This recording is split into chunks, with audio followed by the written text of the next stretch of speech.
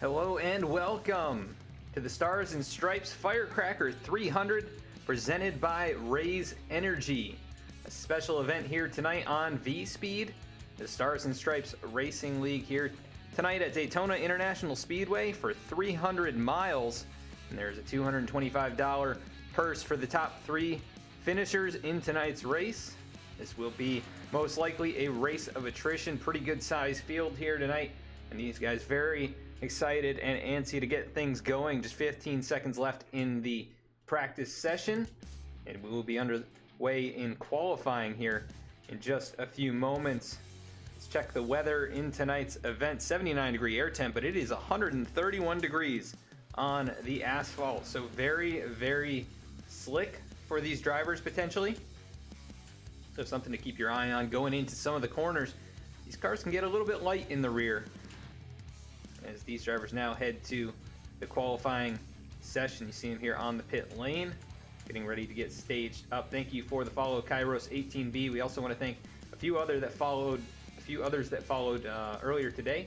Chad 5971, Taxing Dragon 87, and Insane Racing 26. Thank you all for the follows earlier in the day before the event. Some of the drivers out on the racetrack now. Now let's take a look at the qualifying ticker, and we'll see where your favorite drivers are going to be starting in tonight's race. Also, as always, we encourage you to cheer on your favorite drivers throughout the night and let us know you're out there so we can give you a shout out as well as the drivers on track and follow them along throughout the race.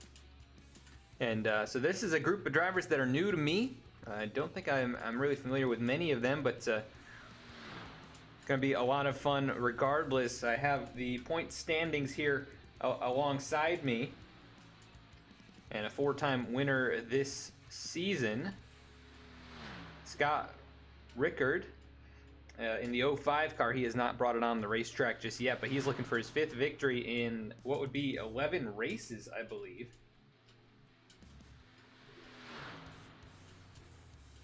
So that's very impressive to be dominating like that. Also, Andrew Medlin, number 12 Toyota Camry, out here on the racetrack. He comes in 2nd in the points standings, just 1 win, but that is still not too shabby whatsoever. 7 top 5s in 10 races. Also, Kyle Bowling, Nick Holland, Ken Campbell also have wins. As right now on the top, it is Stoney Benfield in the number 36 machine, sitting on the pole for the moment. Right behind him, you've got David Salter. Now Ken Campbell going to the top of the board, the number 15 machine in the Campbell's Soup Chevy Camaro. Very fitting for that last name. But it is Ken Campbell now on the top of the board on his 2nd flying lap. He ran a 48.006 on the first lap. Very impressive time. And Nick Gardner, actually, driver we saw last night in the Below the Double Yellow Cup Series. He is in the series tonight. Good to see a familiar face. We've also got someone in here named Nick Cannon, who I do not believe is the celebrity Nick Cannon, but he's hoping to make a name for himself here. Nonetheless, Stoney Benfield goes to the top of the board with his 2nd lap, but can anyone top that? Nick Gardner now to 2nd, just 1/1000th off of him. And no one topping those times. We have 13 drivers taking a lap time in just a minute and a half or so remaining. Now 14 drivers on the board, 15 now as Nick Cannon gets a time in. Nate Lynch out on the racetrack trying to get up to speed in the number 3 Goodwrench machine.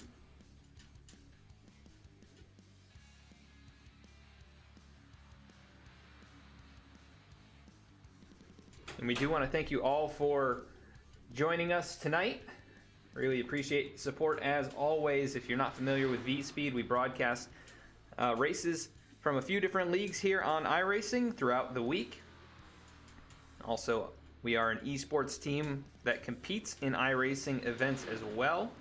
So you'll see some of our drivers in some of the broadcasts, and you'll see them around the sim if you're on pretty often.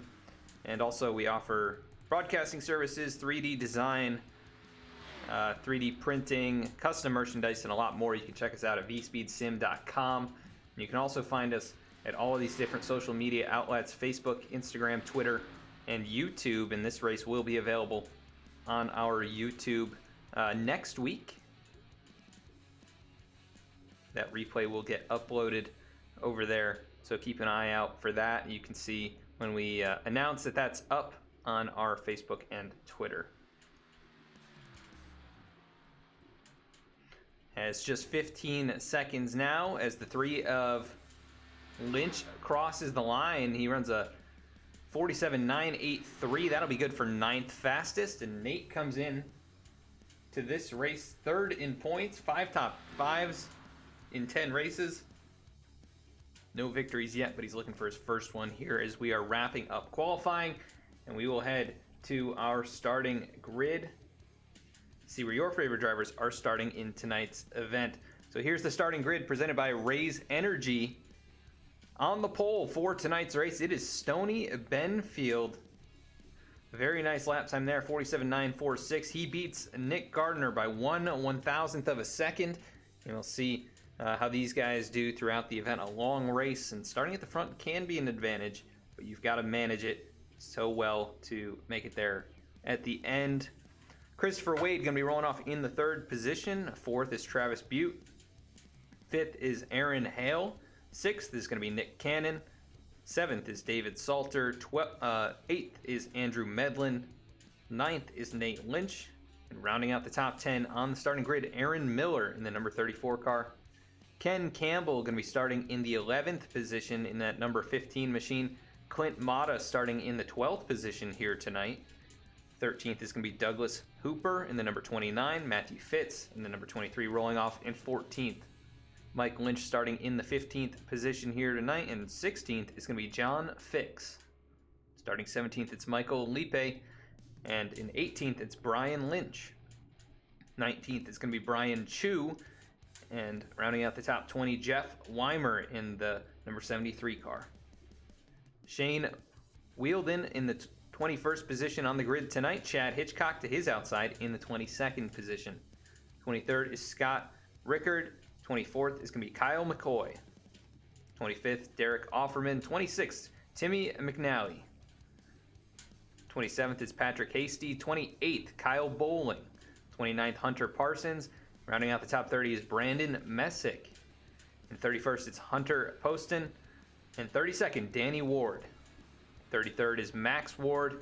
And 34th, Adam Sidlow. And that's going to do it for our field on the starting grid tonight. 34 drivers. It should be a lot of fun. 120 laps to settle the score among the drivers here and capture a piece of that race purse. And everybody looking for that first place, that's $150. Second place $50 and third place $25. And there may even be a bonus for the halfway point if you are the leader. So got to be on your game here. Try and keep it up towards the front. And this should be a very, very exciting race. Daytona, of course, the super speedway here in Daytona, Florida. One of the most historic racetracks in the world. And we are about to get going here in iRacing. And cheer on your favorite driver. Let us know you're out there. We'll try and follow along with them throughout the race. As at the front, it is Stony Benfield. Down there on the inside. Waiting for that pace car to make the hard left-hand turn here as the field exits turn number 4.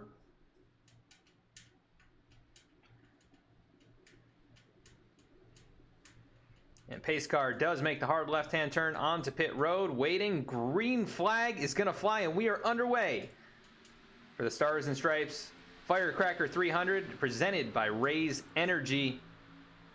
And at the front, it is side-by-side Stony Benfield, Nick Gardner, as the field works down into turn number 1. And no clear advantage just yet, but the 16 of Gardner does have the nose out front. It looks like he's got a big push from the 24 car behind him. And look at the whole field side by side out of turn 2, down the backstretch for the first time. And it looks like Nick Gardner clear out in front, but here comes Stoney Benfield back to the inside. And I do apologize, some of the numbers won't match up to what you see on the cars on the racetrack tonight, but that's all right. We'll try and keep up with it the best that we can, as it is side by side headed towards the start finish line. Stoney Benfield pulls back out in front. He's going to lead the first lap of the race as we bring up our ticker so you can follow along.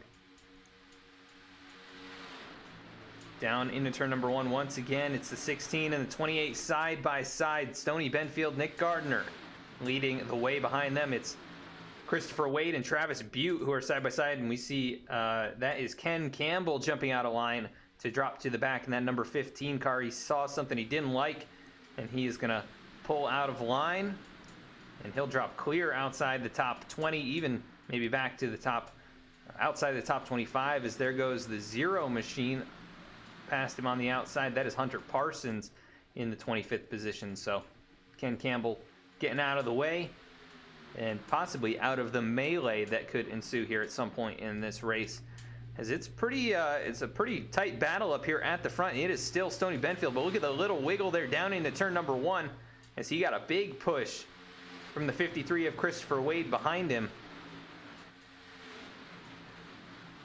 Out of turn number 2, down the backstretch once again. The field side by side starting to space out a little bit, about 4 or 5 cars back there. You see the 11 machine of Brian Chu and the 3 machine of Nate Lynch, those two side by side, and a couple of throwback paint schemes for sure. The 11 Gatorade and the 3 Goodwrench. A couple of slightly different eras.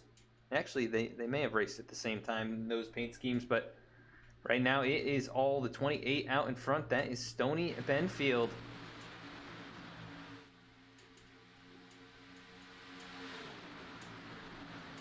Four laps in the book here.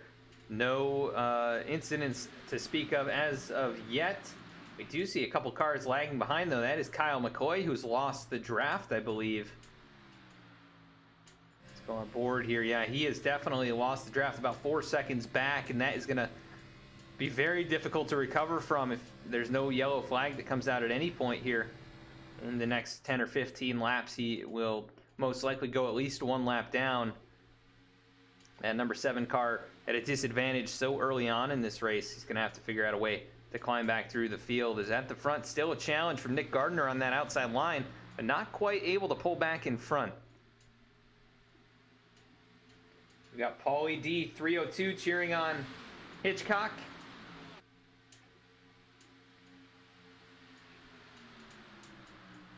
That is Chad Hitchcock in the number 22 car down there on the inside line, right behind Matthew Fitz. Looks like those two might be teammates. They've got Penske numbers, or style numbers, and the Keystone Light machine for Matthew Fitz right there in front of him. We've got a change up front.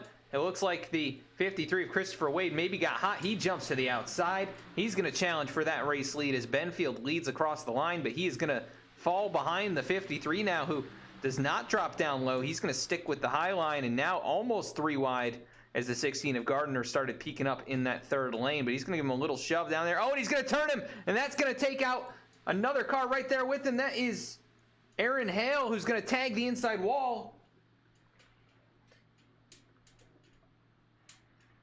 And not good for the 4 machine. Let's go back and take a look at this. 16, just a little tap there off center. He hits the 4 machine. Those are the only 2 involved. But the 53 losing all that track position. And he falls, let's see where he is at now. And I'm not even seeing him on the racetrack right now. He fell to the 10th position. No real significant damage on that race car. But that was a close call, and the 16 of Gardner, he takes over the top spot now as they work past the start-finish line. And actually, that was still part of the replay. So at the front, it is Travis Butte with a big push from Nick Cannon down to the inside line, the 31 and the 21. Actually showing us the 24 of Travis Butte. And as they roll out of turn number 4, it's a little bit more spread out than it was a couple of laps ago. You can see most of the cars down on that inside line. Here goes Gardner, going to jump to the outside line. That 16 machine really wants that lead. And he's going to leave those two hanging on the inside now. 2 at the top as the 11 drops to the inside. That's Brian Chu. Going to try and take advantage of this kind of separation, and he's going to move to that inside line and give some support to those two out in front of him. As they work down the backstretch here, lap number 8 on the board. Still a long, long ways to go, but it is definitely some tight racing here, and you've seen the cars have been a little bit unsettled with the high track temps here tonight. And the 21 of Nick Cannon, he is all over that back bumper of Travis Butte, and that's for the race lead. But no stages or anything like that of the sort, so it is straight to the finish if these guys can keep it green. And we'll have a few green flag pit stops. I think 3 if it was to stay green. As out of turn 2, you see that 12 car of Andrew Medlin. He had a little bit of a handful there, headed up towards the outside wall, but he's going to give a big push to Nick Gardner in the outside line. And here comes Michael Lipe in the number 26 up there as well. He's starting to give some assistance to those two in front of him. The 11 a little bit on the apron right there, able to keep it straight as they are starting to snake back and forth. A little bit disorganized up here at the front. Could get very interesting. And I just noticed we got 3 full throttle energy drink cars right back here. Shane Wielden, see the 28 of Stoney Benfield and the 20 of David Salter. Those 3 must be teammates. They're all running identical paint schemes.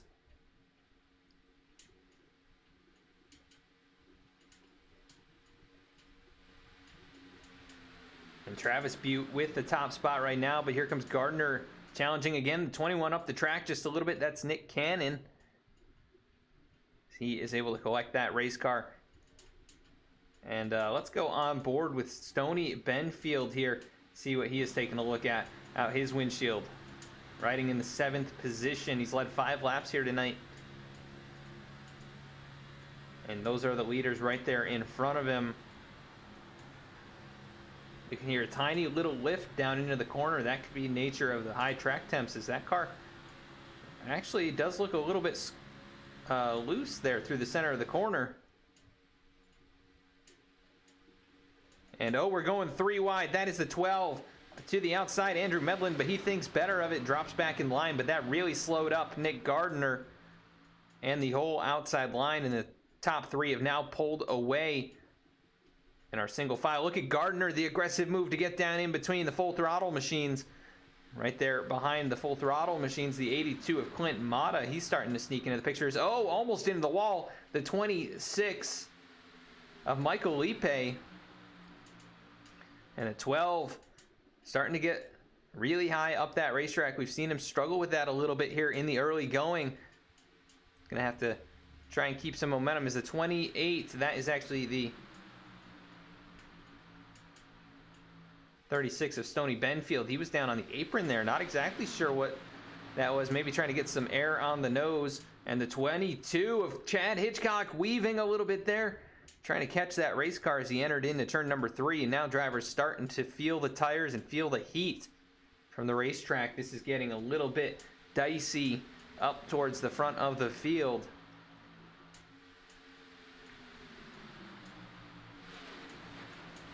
Oh, we've got a car in the wall. Couple cars in the wall. Is the 20 going around. He's hard into the outside wall. And another car up and over. And yellow flag is going to fly for caution number 1. Big pile up towards the back of the field. The 82, the 0, and quite a few others. I saw the 20 go around at first. It was David Salter. That car clearly destroyed. And I think they do have one fast repair, but that's going to bring out the first yellow flag of the night here about a 10th of the way through the race. Let's take a look.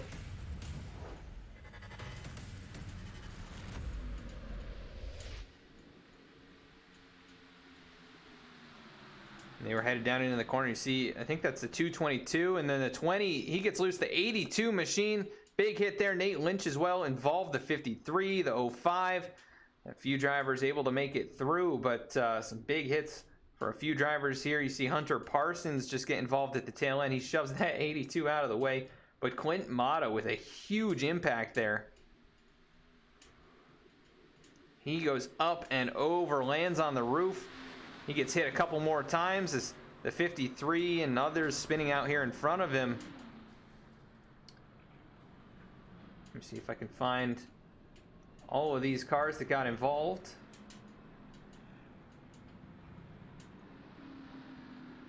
Christopher Wade, we saw him get involved here in the 9 as well, the 222. The Hooters machine there, the 24. I'm not sure which car that is. Nate Lynch, we saw him get involved. I think he may have a little bit of damage. He made contact with the 20 as he was spinning around, but no real damage on the race car as the field working out of turn number 4 under pace conditions. And we'll see what the strategy call is. It looks like almost everyone going to bring it down the pit lane. And that is what the strategy is going to be. Travis Butte leading the field down. As Clint Mata getting off the pit lane. They do have a faster pair indeed. And he pulls back and out onto the racetrack as pace car all by itself. Trying to find a view of the pit lane here. And look at that, Travis Butte, 7.4 second stop, so maybe 2 tires and fuel. But Timmy McNally, actually it was showing him as the race leader. That is not going to be the case. Scoring gets a little bit funky at this big track towards that start-finish line under pit conditions. But that's going to bring out caution number 1, and that will take us to our first commercial break of the evening. And we will be right back with the green flag. V-Speed is proud to be partnered with Below the Double Yellow podcast, a podcast for NASCAR fans by NASCAR fans. Listen to Nick and Joe discuss all the latest on-track action, available on Apple Podcasts and Spotify. V-Speed is also proud to present the 2021 Below the Double Yellow Cup Series, brought to you by the American Trucking Association, starting January 14th, 8:25 p.m. Eastern Time, Thursdays at twitch.tv/VSpeedSim.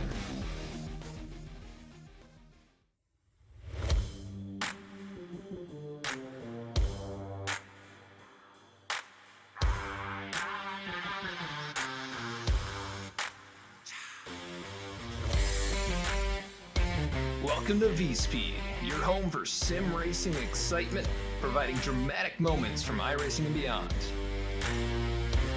We offer broadcasting for leagues across iRacing with specialized packages to help grow your league and advertise your sponsors. Shot at it, I think, and right now Stravato with that advantage.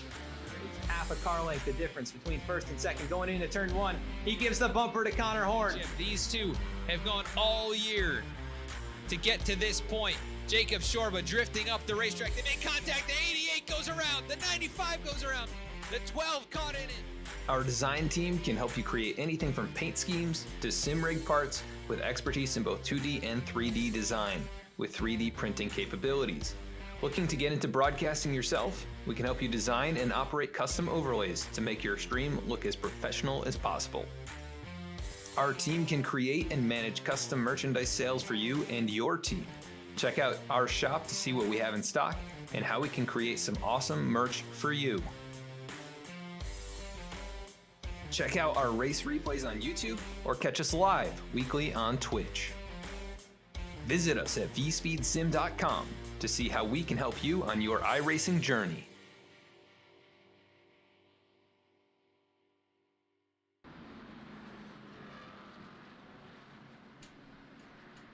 And back at the racetrack now, it is Travis Butte out in front, and to his outside, Nick Gardner, the top 2 in this race.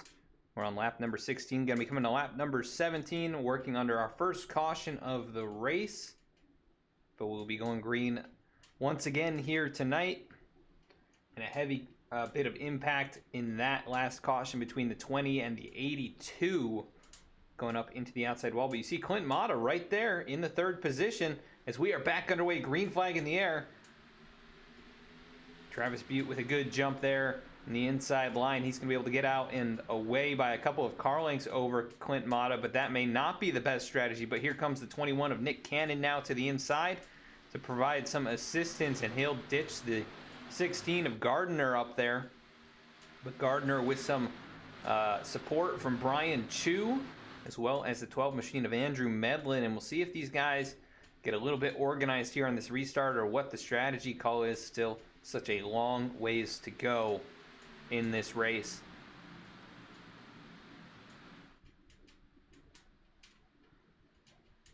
And Travis Butte, good run out of turn number 4.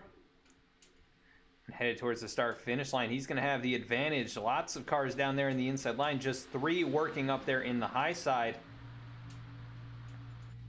Let's take a look a little farther back. This field pretty well single filed out. See the 2 of Mike Lynch here, the Miller Lite machine. And right there behind him, Jeff Weimer in that 73, which is actually, I believe, the 222 on this racetrack.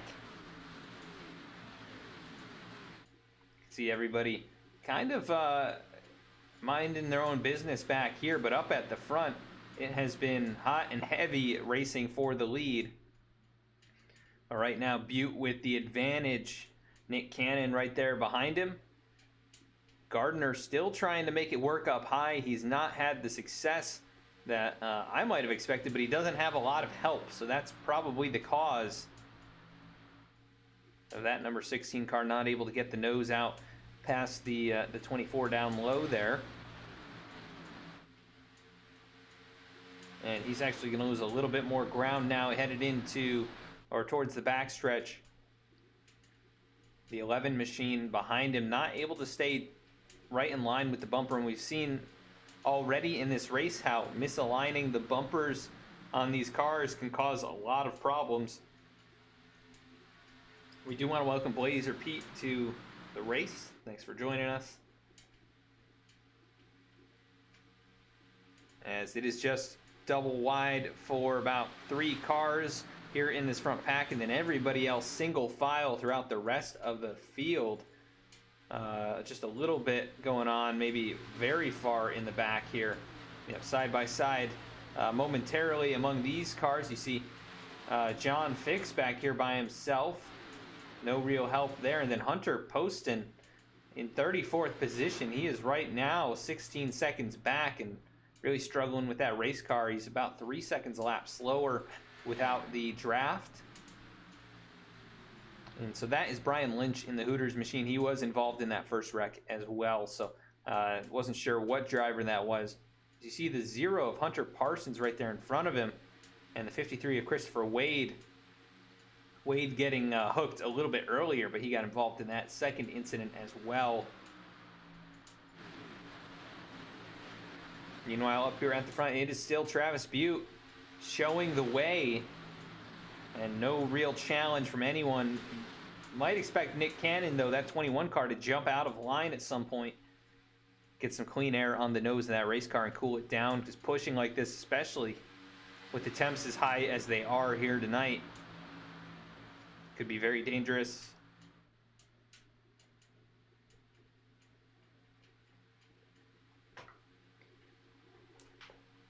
Headed back towards the start-finish line, not too far away from lap 25. And the field side by side, 3 rows deep, and then it is single file on back. So the battle's really just going on up here at the front, and that's what we're going to be focusing on. Andrew Medlin, the 3rd car in line up there, that 12 machine.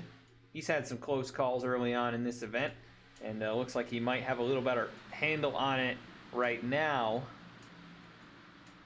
As you see the 11 car, Brian Chu, a little bit close for comfort there, headed into turn 3, and right there underneath them, that is the 26 car, Michael Lipe, who made some contact with the outside wall on the previous run.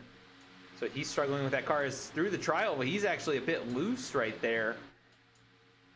Got to be very careful if you're behind that to not check up too much, because you could get run over from behind.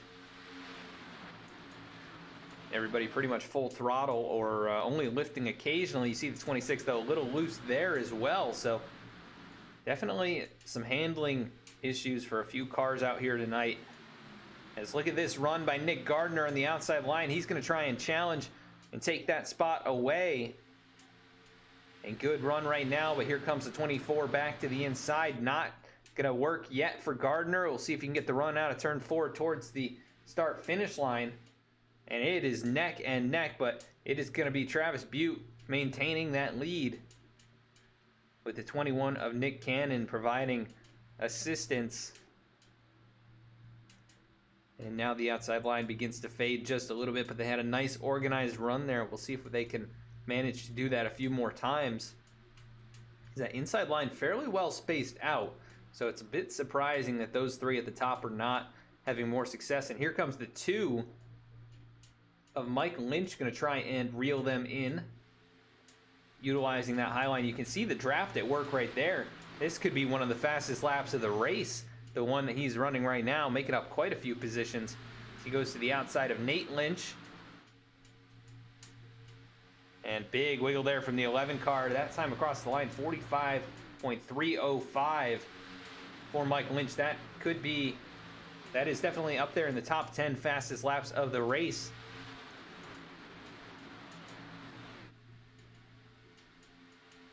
As he catches up now, 4 cars utilizing the high lane, and it's about 5, 6 or more down low, and we do have another one lagging back just a little bit. That is the 36 of Stony Benfield. It's showing as the 28 on the racetrack. That full throttle machine, you can see he wiggles a bit into turn number 3.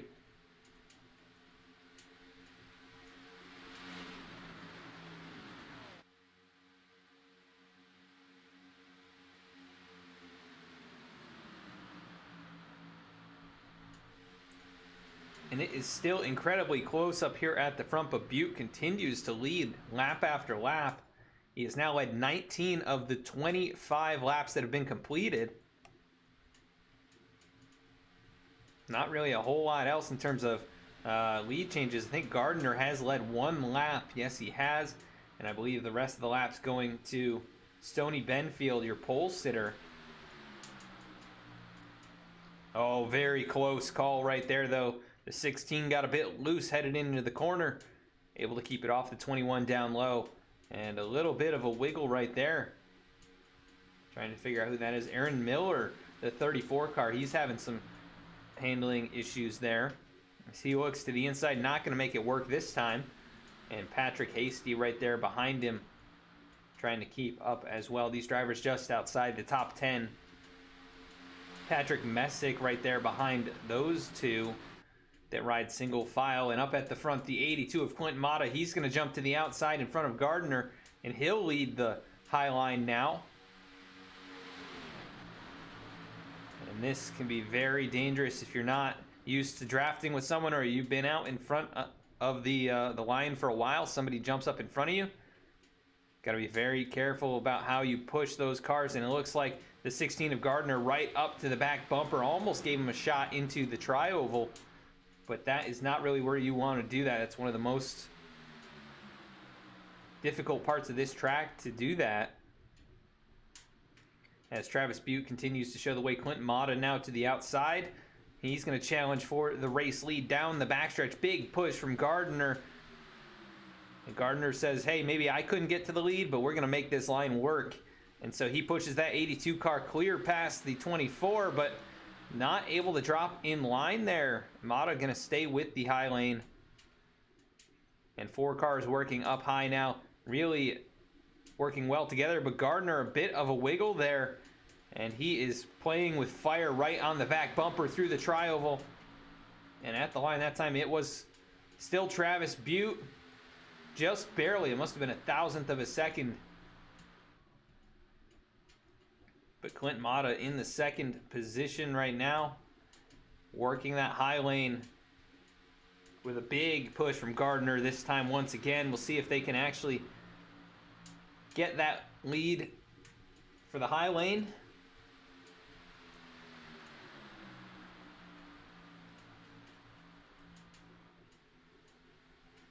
And it's out of turn number 4, and it is not going to work for the 82 this time. He dropped back big time headed into turn 3. They must have gotten unlinked a little bit as Gardner, he is wobbling all over the place behind him. They're trying to figure out how to stay together, but it is not working in that high lane right now. Going to need more as there goes the 12 down to the inside, so now 3 cars remaining up high.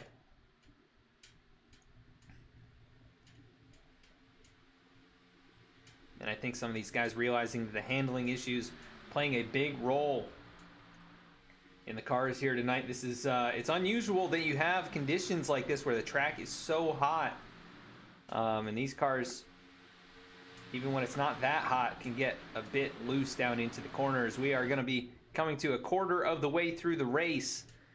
This time by just 1 caution so far, only 2 lead changes, even though all the action has been at the front, but mostly single file right now as we've got some battling a bit farther back. You see the 22 of Chad Hitchcock jump to the outside now, and he's going to try and drop back down low, but Ken Campbell going to drop inside of him. So the 22 not able to get back in line. That'll cost him a couple positions. He'll probably fall in behind the 15, but actually gets a good run down the backstretch, so maybe Campbell going to give him some space to work.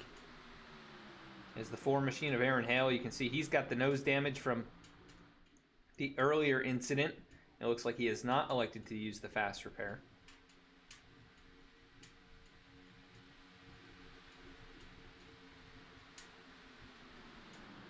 And Travis Butte all by himself now. Nobody on the outside. There's Nate Lynch and Clint Mata. They're going to work the outside lane.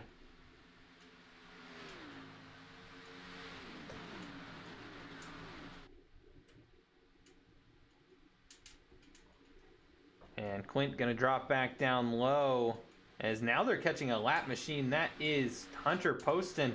He's going to keep it up by the outside wall, but you can see he's also struggling with that race car. And so this could be very dangerous if they are 2 or 3 wide at any point in the field here. But it looks like everything's single file all the way back. Yeah, everybody's single file. We do have kind of a second group of cars right here led by I believe that is Brian Lynch in the 24 machine, then Hunter Parsons, Christopher Wade, Matthew Fitz, Douglas Hooper, John Fix. Those are the cars you see on your screen here.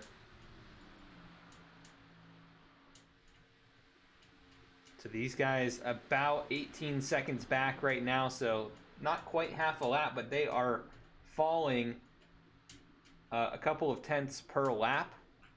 Which is not really super dangerous, but not where you want to be. If things go green, you're just not going to be in contention to get up there and race for the win, as right now at the front it is still Travis Butte showing the way.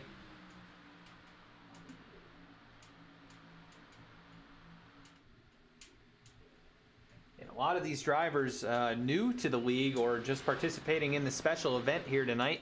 This is a pretty big one. The Firecracker 300 presented by RazeEnergy. Check out the sponsor for tonight, RazeEnergy.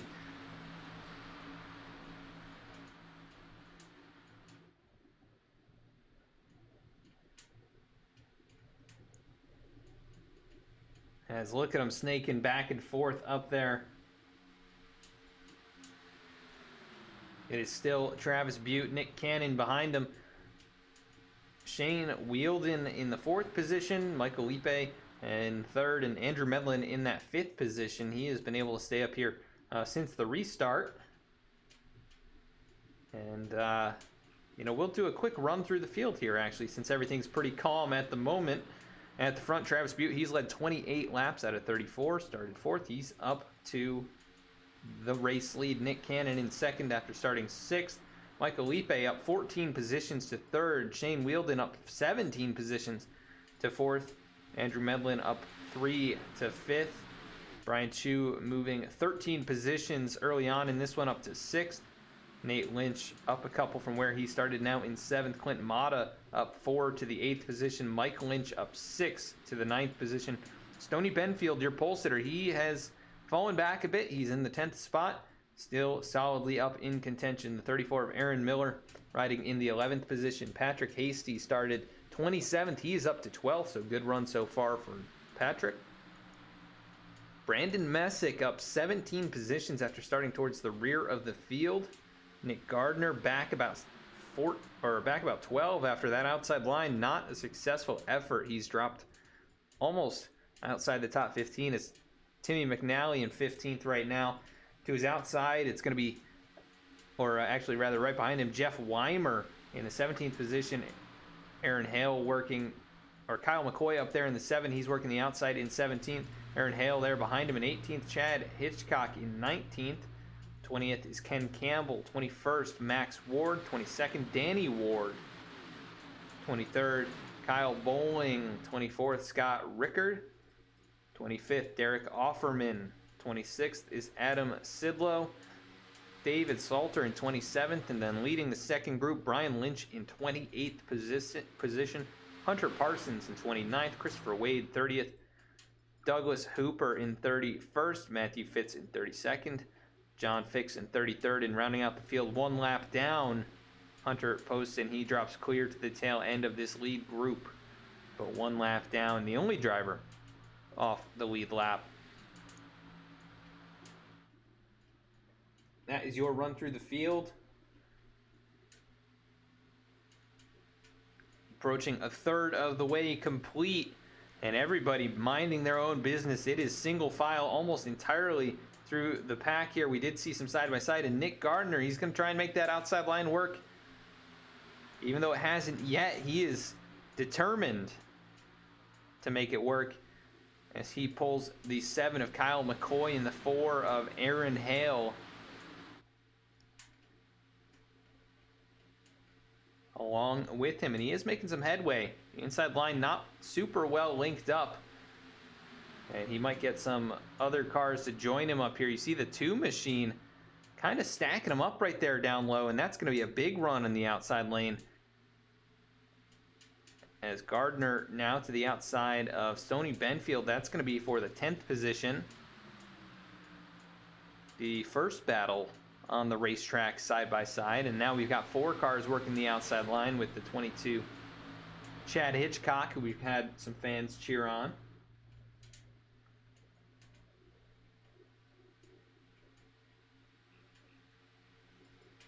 Meanwhile, at the front, it is Travis Butte continuing to show the way. This is going to be the Butte and Cannon show, as these two have been up here almost the entire race at this point.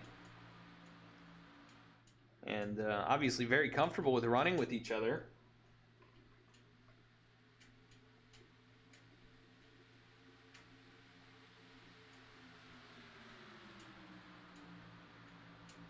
And I think both of these drivers new to the series.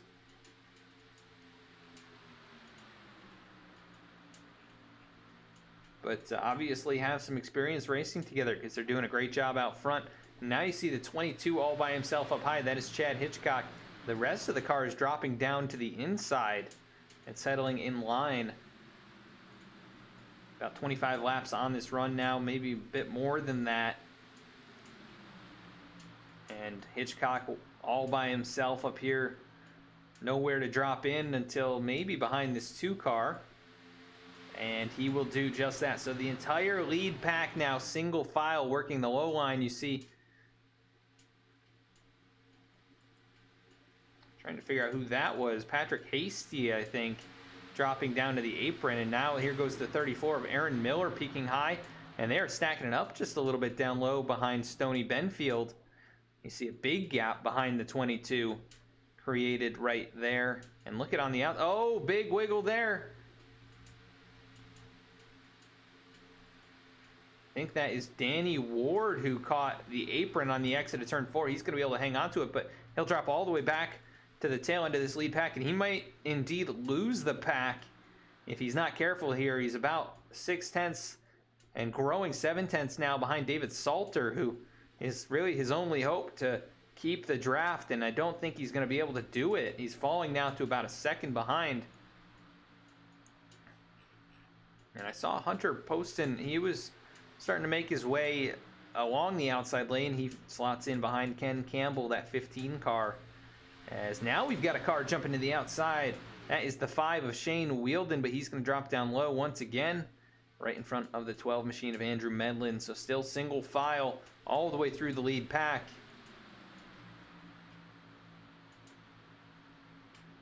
The real McCoy cheering on the number 7 machine of Kyle McCoy. Says from last to 10th. Not quite last, but 24th out of 34. Definitely deep in the field. 14 positions. He says keep digging, and Kyle definitely doing that as right now inside that top 10. Let's go on board with him right now.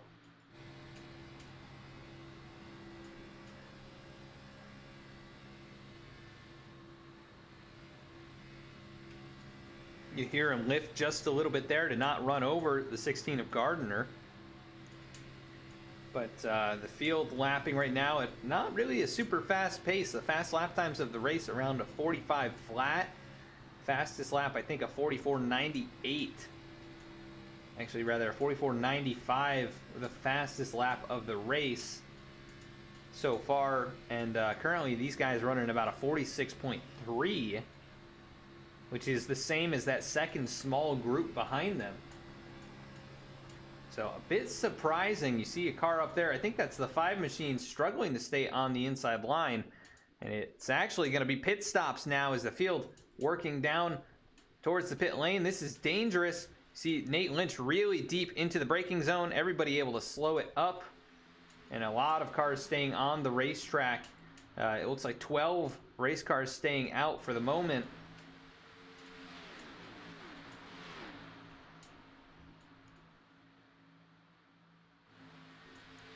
Right now, the last of them, Danny Ward, he's been able to keep up with the draft, so that is good news for the 28. Right now, Nick Cannon, your race leader. Shane Wielden second, Nick Gardner third. As Travis Butte leading the charge off of pit lane. We'll see how they get back up to speed as the field now working towards the pit lane. They're actually, the rest of them, I think, all coming down. There are a few that are going to stay out. See who that one is. Kyle Bowling going to lead this small group remaining on the racetrack, and he's actually going to put a few of these drivers a lap down. Some of the pit times very quick, 13 seconds. We have a couple that were in the 12-second range. I think those might be 2 tires and fuel, and that could be very tricky getting on the racetrack. As you see now, they're working past these cars, just getting up to speed. And Stoney Benfield, he's in the pit lane right now, along with a lot of other cars, but see no speeding penalties for anyone here. So that is good news. As here come the rest of the cars to the pit lane. Kyle Bowling really hot towards the braking zone. They all get it woed up. No issues whatsoever. That is very impressive. Such a difficult thing to do, to slow it up from 200 miles an hour down into the braking zone. But Nick Cannon showing as your net leader for the moment. But I would expect this other group already up to speed to catch right up to him. As here comes Travis Butte pulling the 12 of Andrew Medlin, the 3 of Nate Lynch, and others. And there's Nick Gardner right there in front of him. He's getting up to speed. I think he mostly is up to speed. And then Nick Cannon. And now a few rolling off. That is Kyle Bowling leading this group. And they're going to have to really push it here to get up to speed and keep up with this lead pack that is much smaller than the pack was previously.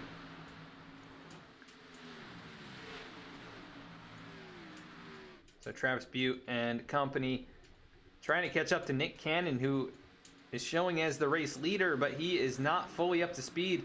He's about 10 miles an hour slower. Here they come right up past him, and Travis Butte back to the point as he flies right on around the 21, but Cannon, different strategy than the 24. Rather the 31 of Butte, and now they're starting to settle into a single file line again. The 82 of Clint Mata still out there along with Kyle McCoy And Aaron Hale, and also the 21 now jumps up there in front of the 82.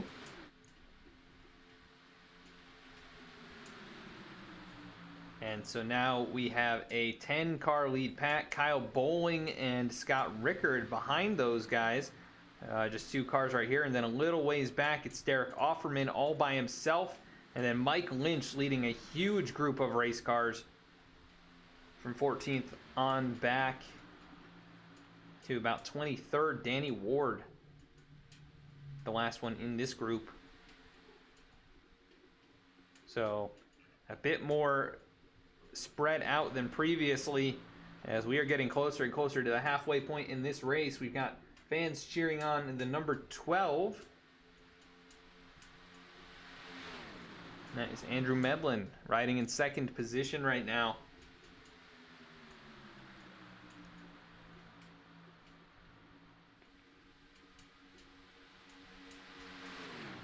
And those two at the front going to be under fire as here comes Nick Cannon putting pressure. He's gotten back up to speed and he is charging and using the 16 machine, who's been so adamant on running the high line.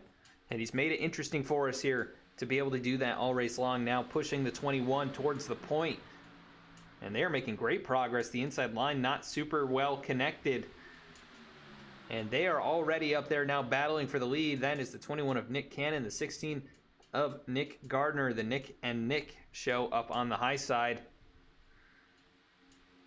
And now the 21 and the 31 back in first and second, but could be role reversal here. If Cannon can get out in front, he might just drop down in front of the 31. As we've got side by side just these 2 rows, everybody else in the field, I think single file at the moment. And we've got a lot of small groups.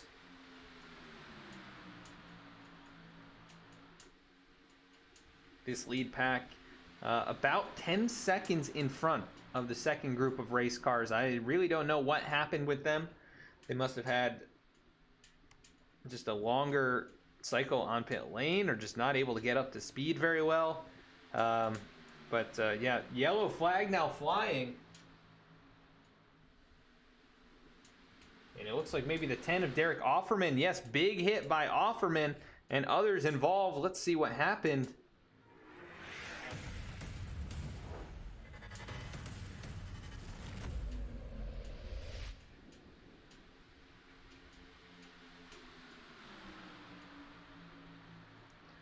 It looks like the 2-car loose onto getting into the corner. He doesn't hang on to it, but we saw the 22 of Hitchcock get involved as well. What happened back here? Wow, big swing there by the 222 who turns the 28. The 15 of Ken Campbell. We saw the 10 of Offerman, big damage there. There's nowhere to go. Let's go on board with him.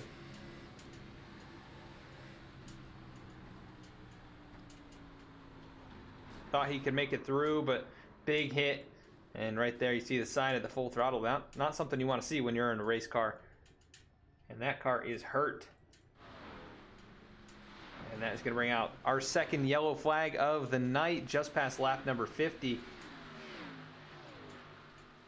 As these guys work to catch up to the lead pack and perhaps bring it back down the pit lane once again.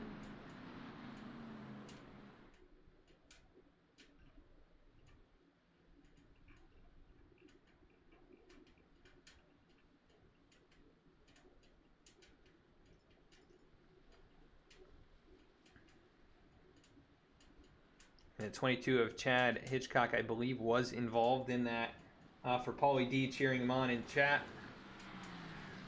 Looks like a little bit more damage on that car than it had previously. So he may elect to use the fast repair, maybe not, but that right rear pretty well crumpled in. The whole right side is pancaked a bit. You see the 2 car as well with a similar situation. At the front, it is going to be 3 cars staying on the racetrack. You see him right there, the 21 of Nick Cannon, the 11 of Brian True, and the 5 of Shane Wielden. And that is going to send us to our next commercial break.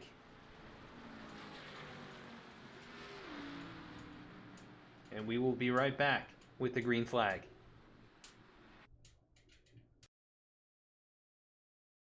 Reach deep into yerba mate culture, and you'll discover people have long gathered to imbibe mate to awaken the mind, perform extraordinary feats, and exchange confidences. Brewed from the naturally caffeinated and nourishing leaves of the species of holly native to the South American Atlantic rainforest, yerba mate has the strength of coffee, the health benefits of tea, and the euphoria of chocolate, all in one beverage. Of the 6 commonly used stimulants in the world, coffee, tea, cola, cocoa, and guaraná, yerba mate triumphs as the most balanced and healthful while it stimulates. Come to life with Guayaquil's wide assortment of yerba mate offerings, from cans to bottles to loose-leaf yerba mate, all with powers to unite and energize.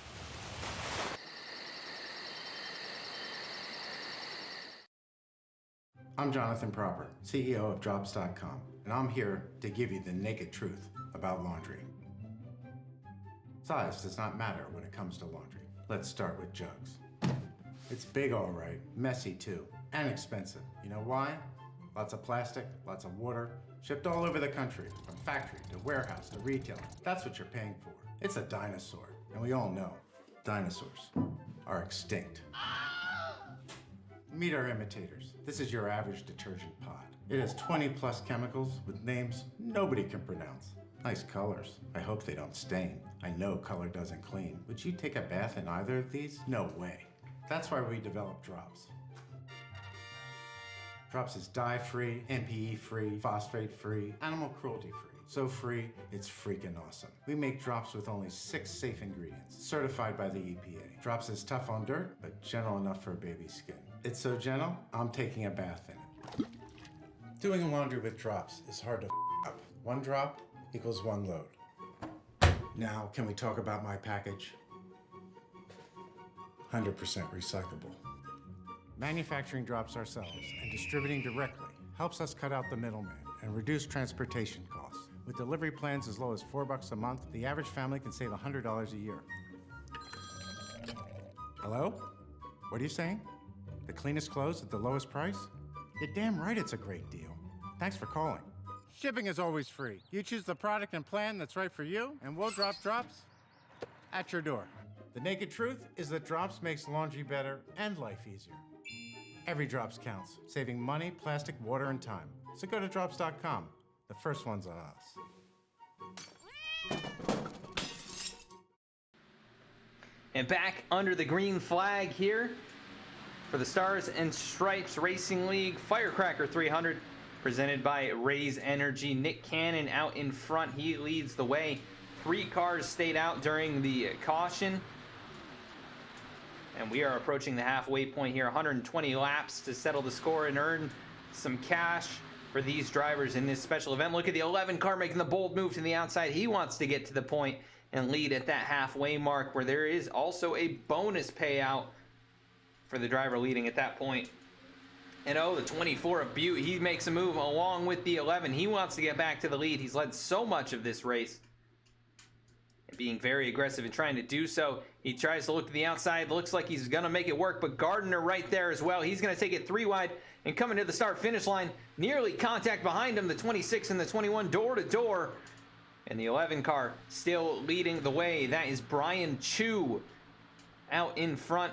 And look at this, they are getting antsy up here at the front. Nearly contact as the 26 gets a little bit of a bump there from the 16. He's a little bit squirrely, able to hang on to it as the field starts checking up. They're going to drop to the apron, a few of them, and get out of the way.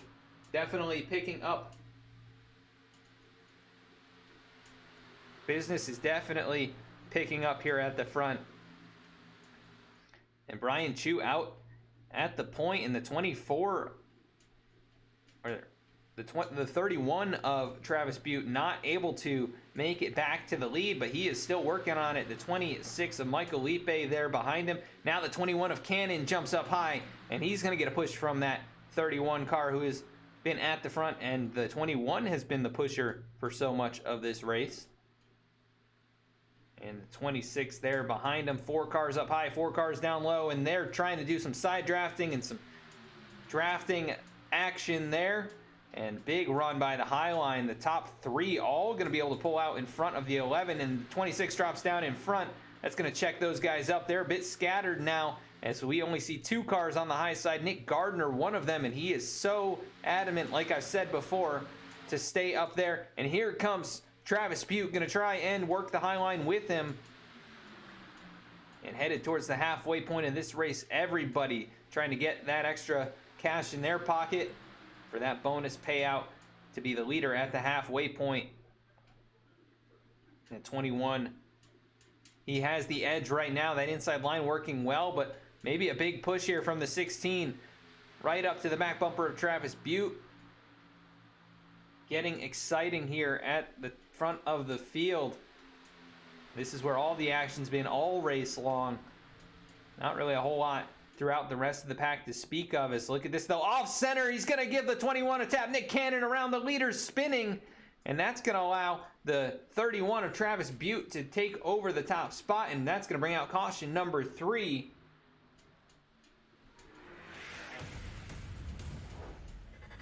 Let's see what happened here with the 21.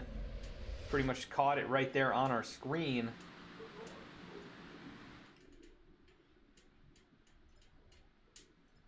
That is Nick Cannon, and he gets turned around by the 26. You see the 11 get involved, and big hit there by the 11. Brian Chu, who just a few laps ago was your race leader. Let's see what happened with him here. So those two get turned around. He makes contact right there. And the 26 car down across the racetrack, Michael Lipe, he makes a little bit of contact with the inside wall. Other cars driving around. But so unfortunate there for Nick Cannon, who looked like he might have been on his way to leading at the halfway point, but not going to be the case as Travis Butte takes back the top position.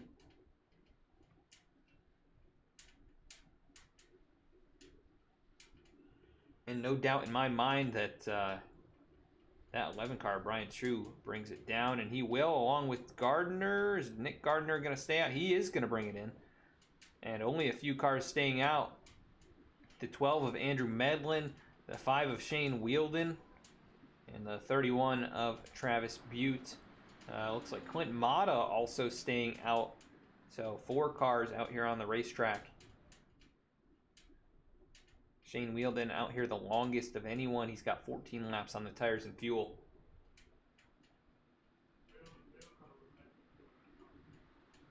And Patrick Hasty also staying out. Maybe Matthew Fitz as well.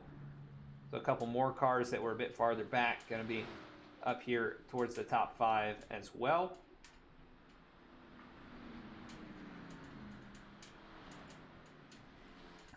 And if you're just joining us tonight, this is the RazeEnergy Firecracker 300 for the Stars and Stripes Racing League, a special event being put on for this league and presented here on V-Speed. 120 laps tonight, 300 miles, and a $225 purse among the top 3 finishers. So, good amount on the line for these guys. There's a $10 entry fee, and you'd like to make your money back. And you can do that by finishing up there at the front of the field. So these guys putting on a good show for us here. It's been single file racing for a good portion of this race. Only a few cautions to speak of. 3 cautions, 10 total lead changes. And a lot of drivers have used their one and only fast repair to this point. So they may be taking it a bit easy as we are at the halfway marker of tonight's race. Let's take a look at the weather as the race has continued on. 132-degree track temp, which is right around where it was when we started, and the air temp has not changed either. So that is definitely going to be slick out there on the racetrack for these guys. Pace car lights do turn off.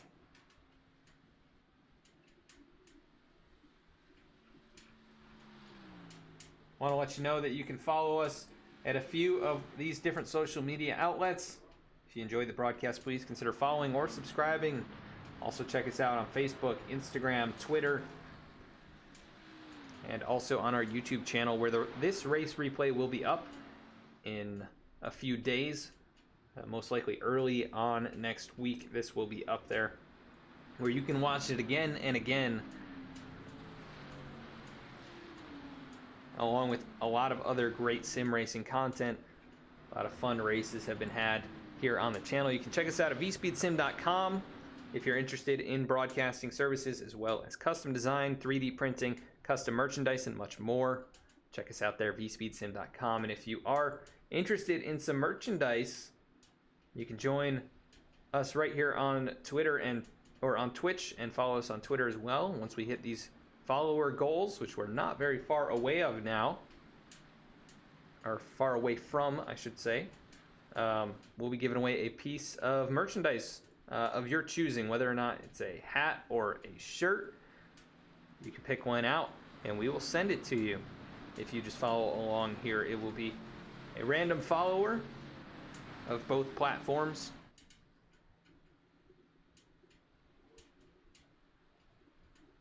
As the field working out of turn number 4 here, half of the race down, halfway to go, and it is Travis Butte out in front. Shane wheeled into his outside, and the 12 of Andrew Medlin right there behind him. Green flag back in the air, and it looked like Wheeldon spun the tires there just a bit. Not sure what happened, but he did not get going very well in the high line, and that allows Medlin to jump up into the second position. And it's about a 7-car breakaway out front, and then a bit scattered behind him. You see Aaron Hale kind of leading the second group with Kyle McCoy, Quint Mata, handful of other drivers. Actually, Mata in the first group. That is the 29 of Douglas Hooper to the outside, and then Ken Campbell right there in the 11th position on his inside.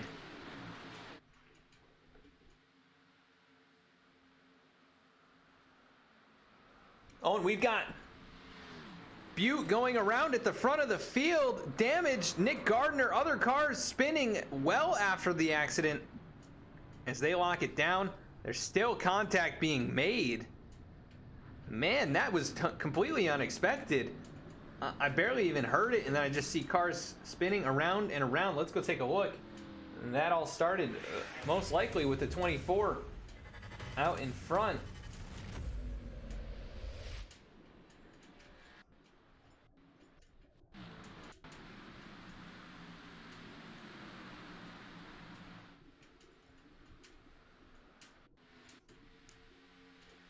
All right, and let's take a look at what happened here. Travis Butte out in the lead.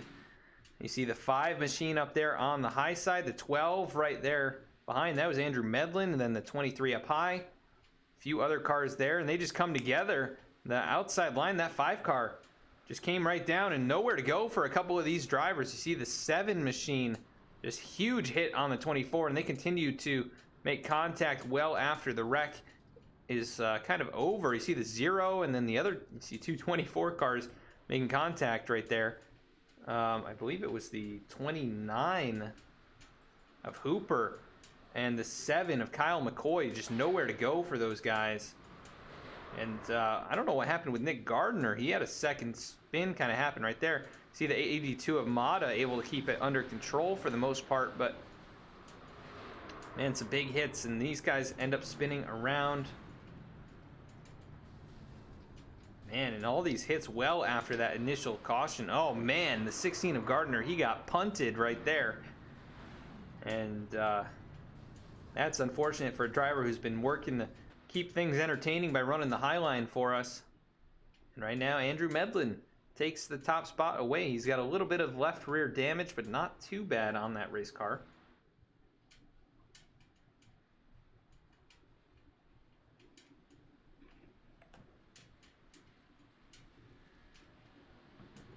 And please, Nerf comes in, cheers on Travis, and Travis, with an unfortunate accident there. He will be able to use a fast repair, though, and potentially climb back through the field, and we'll see where he's at right now. Looks like just rolling off the pit lane. The car has been repaired. He is in the 22nd position, right behind Scott Rickard in the 05 car.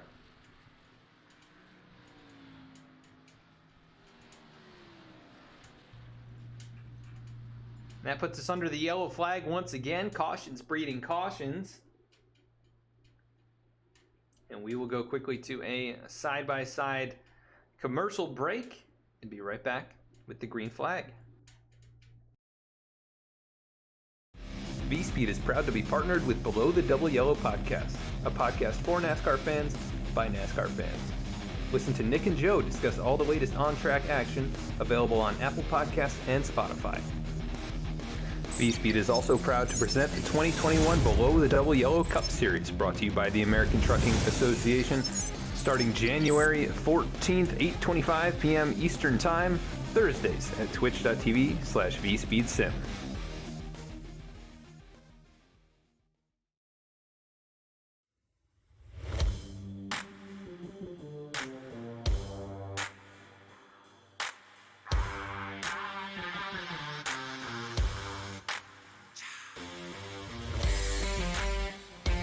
Welcome to V-Speed, your home for sim racing excitement, providing dramatic moments from iRacing and beyond. We offer broadcasting for leagues across iRacing with specialized packages to help grow your league and advertise your sponsors. Shot at it, I think, and right now Stravato with that advantage. It's half a car length the difference between first and second going into turn one. He gives the bumper to Connor Horn. These two have gone all year to get to this point. Jacob Shorba drifting up the racetrack. They make contact. The 88 goes around. The 95 goes around. The 12 caught in it. Our design team can help you create anything from paint schemes to sim rig parts with expertise in both 2D and 3D design with 3D printing capabilities. Looking to get into broadcasting yourself? We can help you design and operate custom overlays to make your stream look as professional as possible. Our team can create and manage custom merchandise sales for you and your team. Check out our shop to see what we have in stock and how we can create some awesome merch for you. Check out our race replays on YouTube or catch us live weekly on Twitch. Visit us at vspeedsim.com to see how we can help you on your iRacing journey.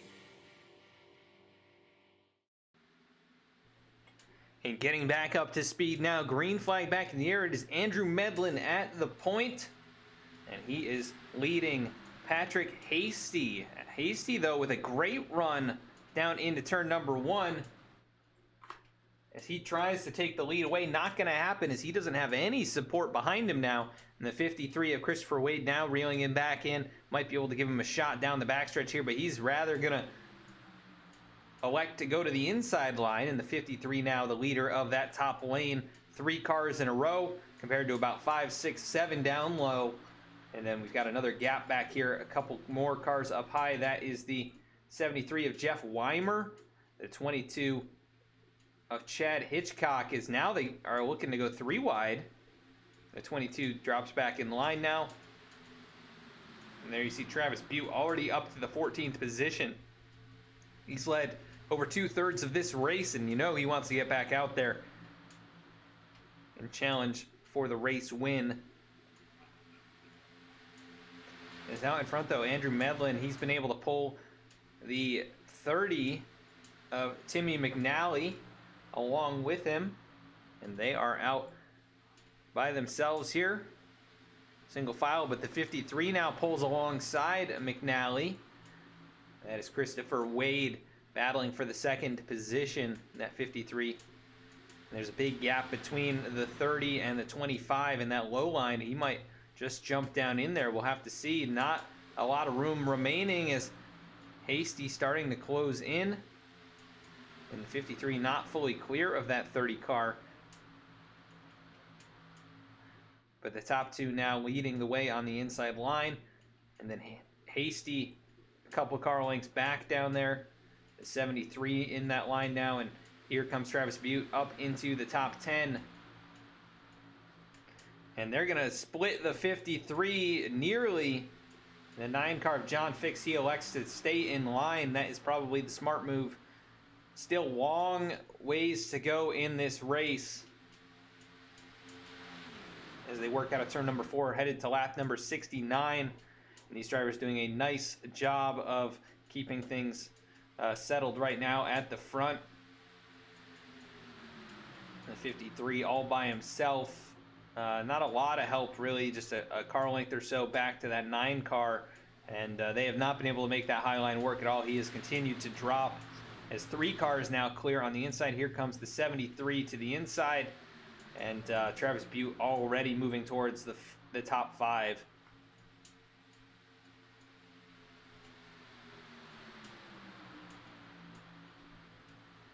Paulie D302 cheering on Chad Hitchcock, who rides in the 11th position right now at the tail end of this lead group, trying to get up into the mix as they're nearly 3 wide for a moment. Oh, and the 9 car, big wiggle up there in the high lane. He's able to hang on to it, but some of these drivers now getting a bit antsy. 70 laps on the board. And we've got just about 12 cars, 11 cars up here in this lead group, and then a good gap back to Mike Lynch, with Nate Lynch, Max Ward, Ken Campbell, Brian Chu, and many others. Brian Chu not taking the fast repair on that car, and still making pretty good speed in what looks to be an open wheel modified running around Daytona.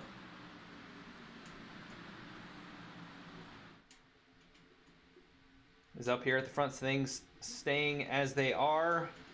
It is the 12 and the 30 leading the way in that low line. And then a car length or so back to Patrick Hasty and Christopher Wade, who battle it out for the 3rd position.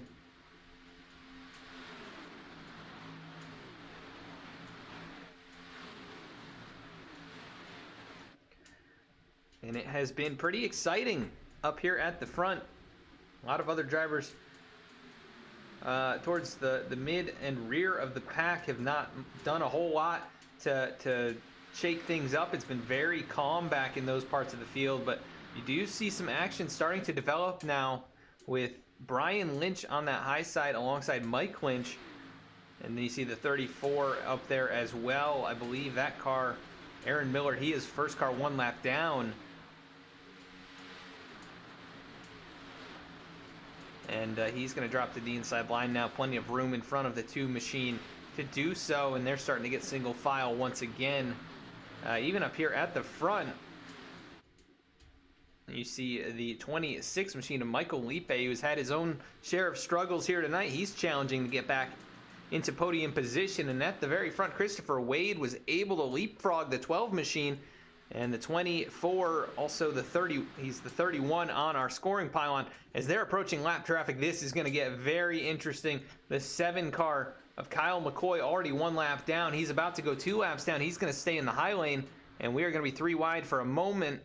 See the 26 kind of pull some draft there, but 3 wide as they head into turns 1 and 2. And that 7 car well off the pace of these guys, probably about 10 miles an hour down. And just hoping to catch the draft here as they make their way on by. And he will slot in front of the 22 machine of Hitchcock.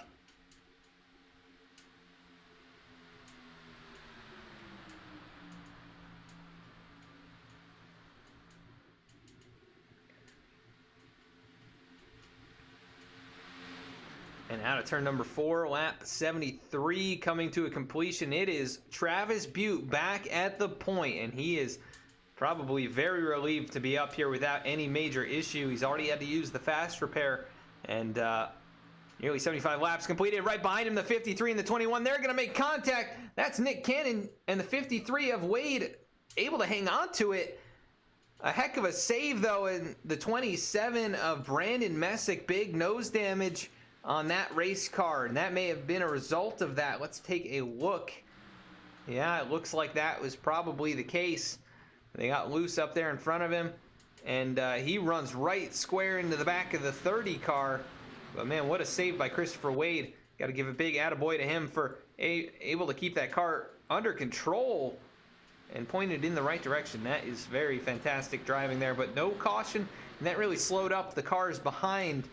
So now we've got a large gap back to the second group of race cars.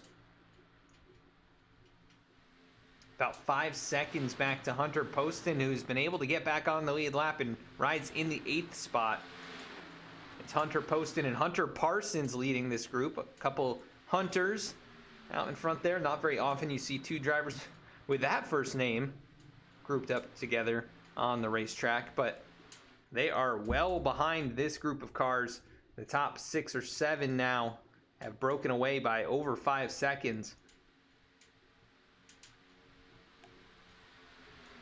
And at the line, Travis Butte with a 46.4 second lap. We'll see what those guys behind him do. 46 flat, so they will be able to get back up there if they can continue to run at that kind of a pace. But they are not gaining time right now. Looks like that time actually increasing.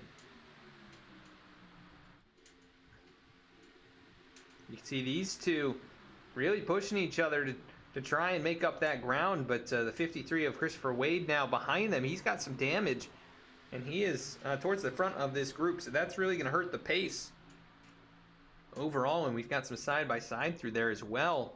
And this front group running single file, they're going to be able to just drive away. That time of 45.8 from the leaders, and Hunter Poston at the line, a 46 flat, so 0.2 slower, and that is not the direction you want to go when laps are going to be starting to wind or run out here.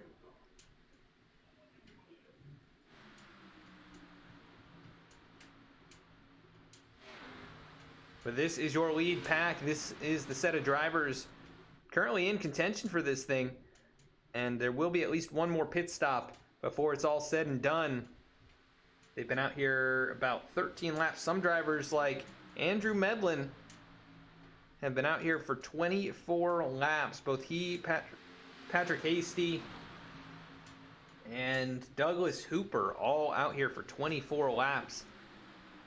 And that is dangerous in terms of fuel mileage. They're going to have to pit before anyone else, and they may not be able to make it to the end. We'll see how much farther they can go, but we're approaching about 40 laps remaining in just a couple of laps. But I am very interested to see if Travis can keep that car up here and keep it clean and green with no issues. He has been the dominating car, and very deserving if he can take the victory here tonight. That car, the neon point to this field, he has led so many laps here tonight, probably now over 50. After starting up here in the top 5, he has been up here all race long as they go around the lap machine of the 5. That is Shane Wheeldon, who's back on the racetrack now, 16 laps down.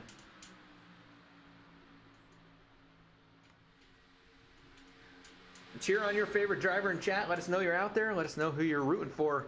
We'll try and follow along with them the rest of the way. Approaching lap 80 as we ride on board right now with Travis Butte.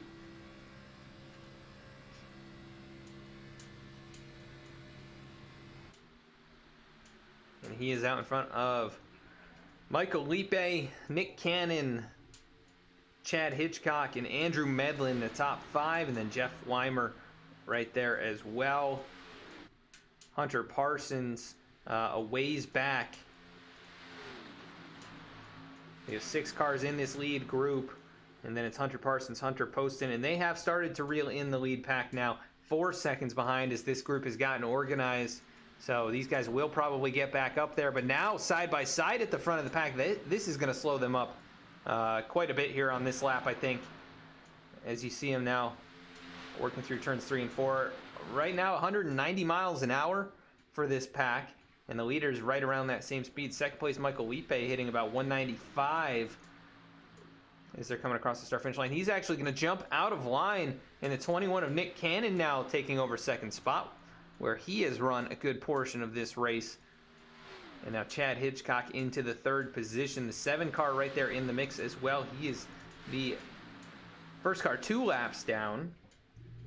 And he's hoping to try and get one of those back the hard way, as it looks like David Salter on the pit lane right now. He is 9 laps down, maybe calling it an evening. Clint Mata also on pit road. He is 1 lap down, and kind of an extended stop here, it appears, to get some of that damage repaired. And he's going to go another lap down as they are approaching, that looks like the 29 car of Douglas Hooper, who kind of drifts down to the middle lane. That was a close call there as the 26 was approaching.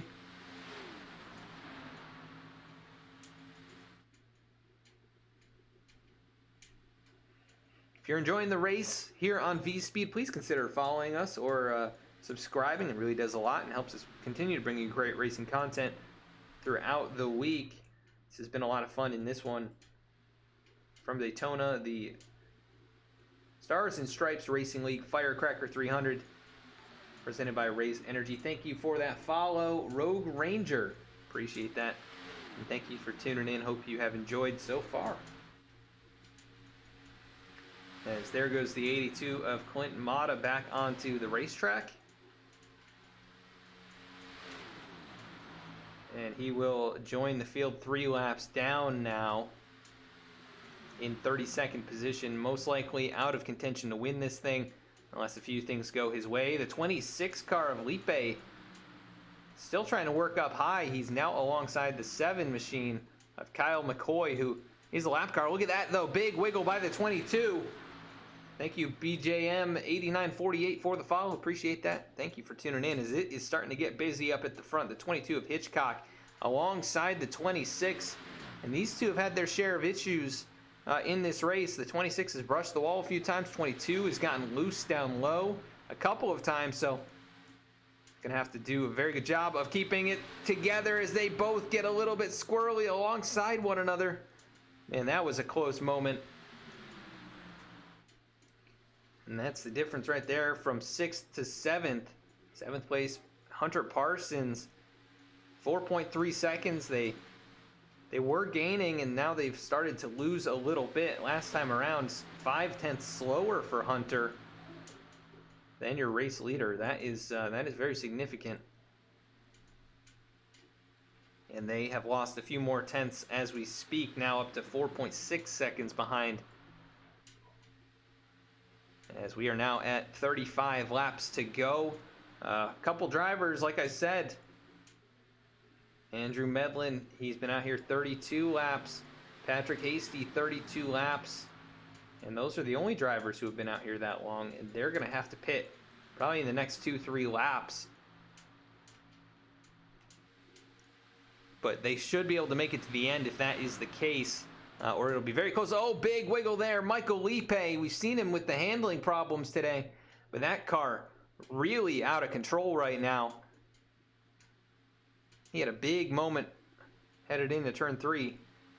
And right now, looking to the inside of the 7 machine, who is that lap car.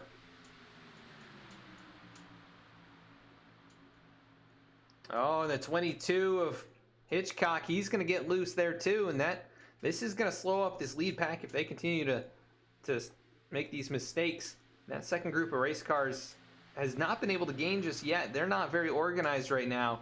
A lot of spacing between those race cars. No pushing going on.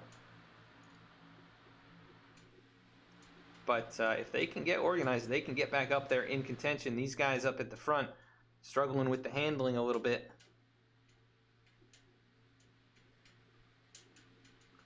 As now lap 87 going up on the board. It is still Travis Butte and Nick Cannon. These two mainstays at the front of this race.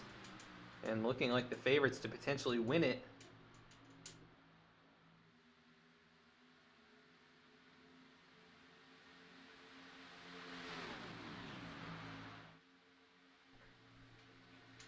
As now Hunter Parsons leading this group. He's fallen over 5 seconds behind.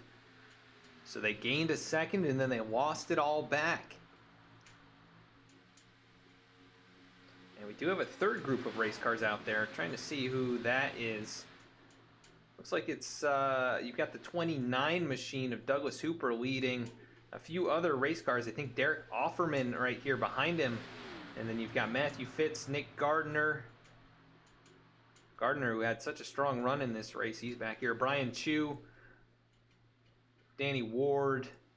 As it looks like Andrew Medlin is going to bring it on. We saw he was going to be running low on fuel, and it's going to be tight for him to the end of this race if they keep it green.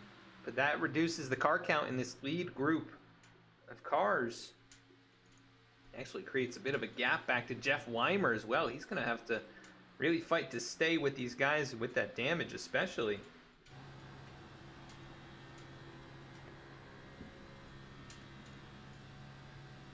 You see Michael Lipe again. A little wiggle there out of turn 4. That car not handling to his liking. And Andrew Medlin, he'll be right up here in front of these guys, currently on the racetrack, getting up to speed. About 30-40 miles an hour slower than these guys, and there he is off in the distance. So he will almost surely go a lap down.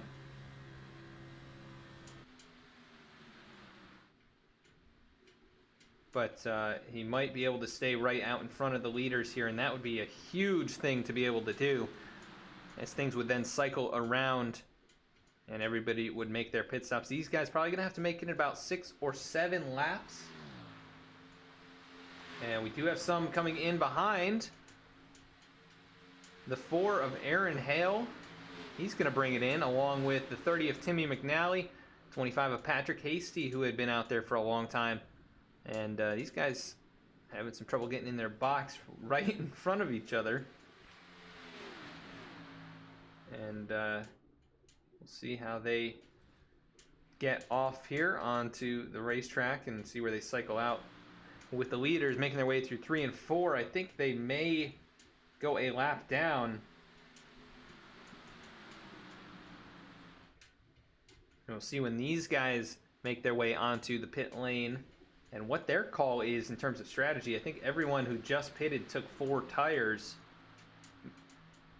Some of the pit stops, though, very short, 13 seconds for Brandon Messick. As this group going to catch up to that 12 machine of Medlin. He'll stay on the lead lap, and they haven't passed him yet, but Nick Cannon trying to take advantage of that as these guys now cycling past the other drivers who are just coming off the pit lane. This is dangerous with that speed differential.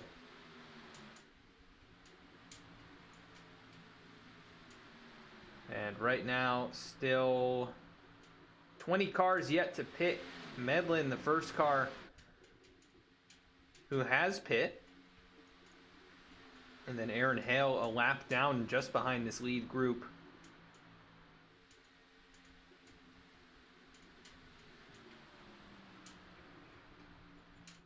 But Travis Butte now with a little bit of drafting help. This will be good for him to be able to actually save a tiny amount of fuel. He's led this race so much tonight that he's been burning more fuel than anyone all race long, and this could help him save maybe an extra lap or so. I think they should be good to make it to the end at this point. I do worry about Medlin, though. I think that car might come up just a lap or 2 short. So he's going to have to be very mindful of that. And right now in front of these guys, not the place to be exactly, because he is burning more fuel than any of them. But he's also making some of the better lap times of the race. So there is that benefit to it. But things winding down, under 30 to go. It'll be 25 to go in just a couple of laps. And you can see the push now. Travis Butte, he's a little bit off center. This is definitely sketchy. You got to be very careful with those Camaro bumpers. They can so easily hook the car in front of them. And out of turn number 4, we've got, it looks like Nick Cannon going to bring it to the pit lane along with a few others. Michael Lipe, Chad Hitchcock, and looks like the 73 machine of Jeff Weimer as well. And then the car right behind him, the 0. I'm not sure. That is Hunter Parsons.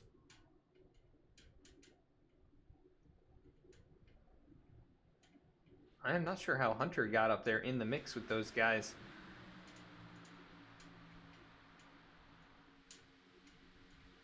Actually, that second pack has closed up quite a bit, so I think it was just having to do with the way everything cycled out and these guys checking up for that 12 car. They lost quite a bit of time to the second group, and here comes Travis Butte. He's going to bring it to the pit lane. Has to do very well getting on to pit road and also getting off to not lose that lead. As we've got a wreck on the racetrack, though, as he brings it to pit lane. And this is among the second group of cars. This is going to be very interesting to see how this shakes out. Some drivers trapped a lap down. And let's go back and see what happened here.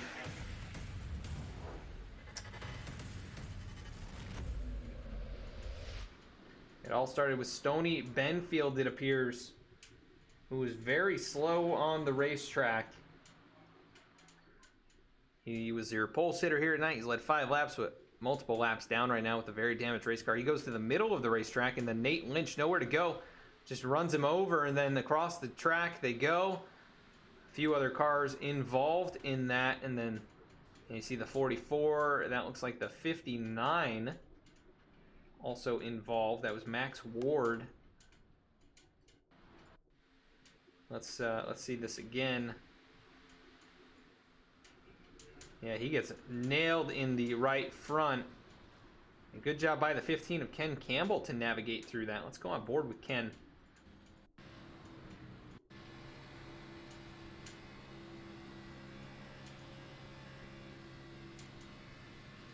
But I do think that is a huge break for some of those guys who pitted earlier. Yeah, great job here by Ken to avoid all that.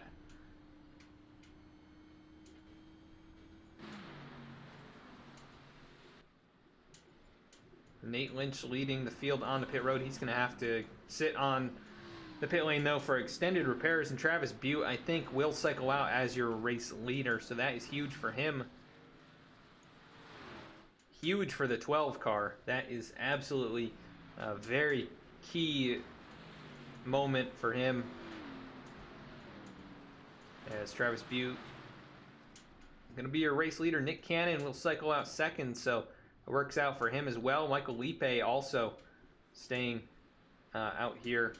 He'll be third. Aaron Hale fourth. And then Nate Lynch rolling off the pit lane. Not able to use the fast repair. He must have already used it.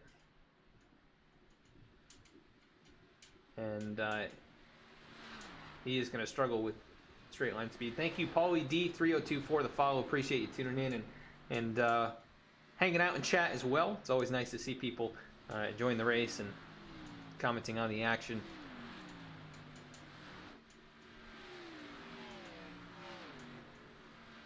As the field starts to gather back up here, it's probably going to be a 1 to go next time by. Let's hear a quick message from one of the channel sponsors, Guayaki Yerba Mate.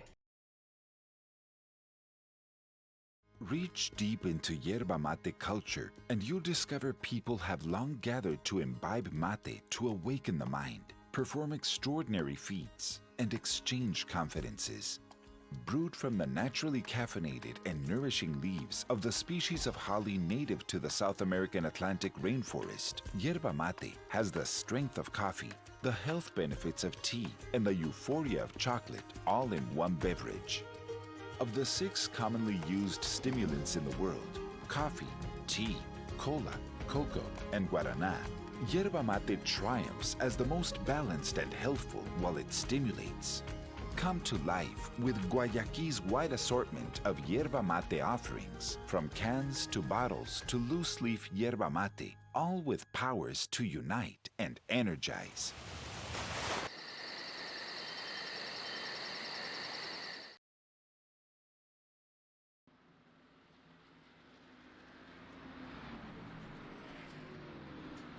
Back at the racetrack now, after our latest caution, the 5th of the night.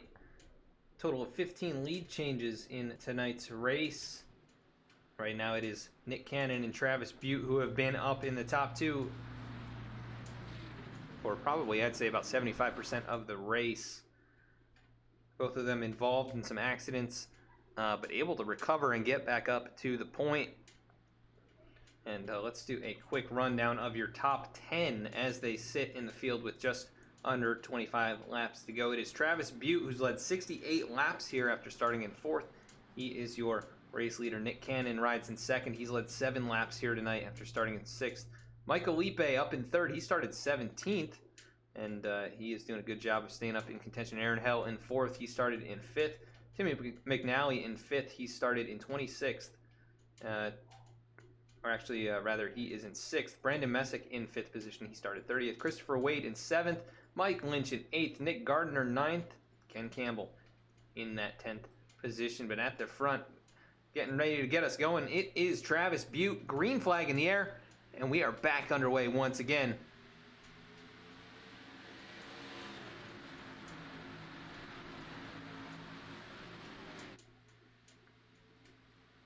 Oh, and there's an accident straight away. The 27 in the 2. No yellow flag, though, as they're spun way off the racing surface. That is very surprising. Mike Lynch, big damage on that race car. And then the 27 of Messick, he's involved. Is there a second accident? Might have been an admin thrown caution, as that is definitely a problem for those guys. Let's go back and take a look. I don't know exactly what happened here, but definitely looked like, I think the 2 car, oh no, rather the 27, I think, spinning to the right. Let's go overhead.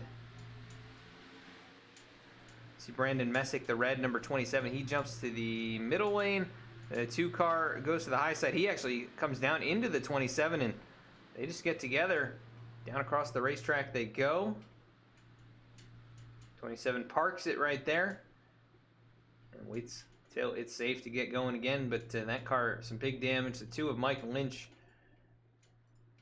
A little bit of an interesting thing that happened there. I don't really know why he came down when obviously the 27 was there. But that brings out caution number 6 of the race, as he's going to work to catch up to the back of the field now.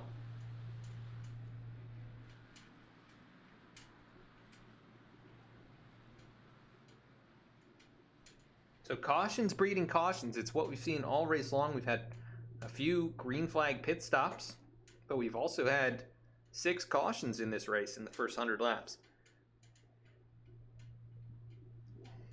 So with that kind of a caution number, you would expect we wouldn't have had any green flag stops, but we've had at least 2, I think maybe even 3.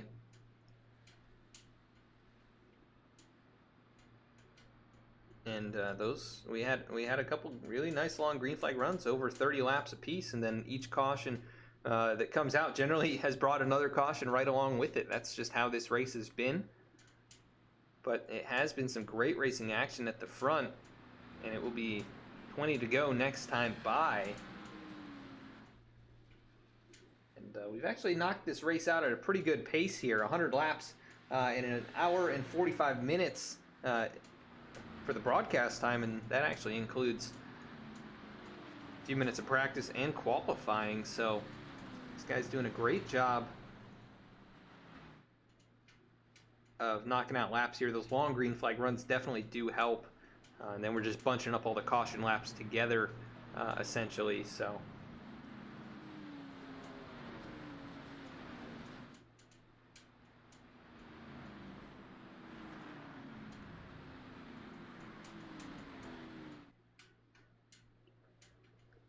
we do want to give a big shout out to Below the Double Yellow podcast. If you're not familiar with them, they are a NASCAR podcast by NASCAR fans for NASCAR fans. Check them out on Apple Podcasts and Spotify, or wherever you get your podcasts. And they just released their first episode back for this season. And they're going to have some big time guests, I think, this year on the podcast. So really looking forward to a lot of that. We also broadcast that Racing League on Thursdays. So if you've enjoyed what you've seen here tonight, consider tuning in on Thursday nights, 8:25 p.m. Eastern, right here on twitch.tv/vspeedsim to enjoy that racing action. You'll see more of what you're seeing here tonight. Large fields, some great racing action, some big personalities, and things like that. And has been a lot of fun. They're going to race number 5 next week at Bristol, so that is going to be very exciting. You won't want to miss that.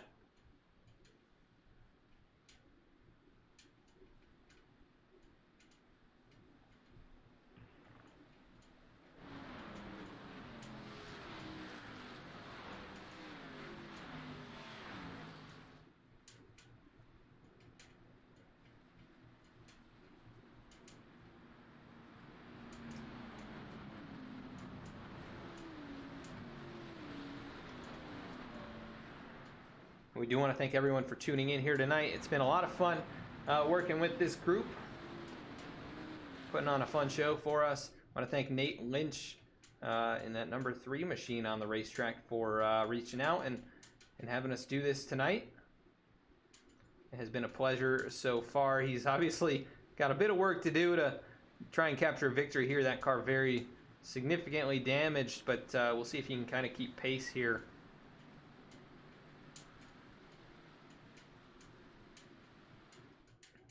So we are getting ready to go back green once again. It's Travis Butte, Nick Cannon at the front.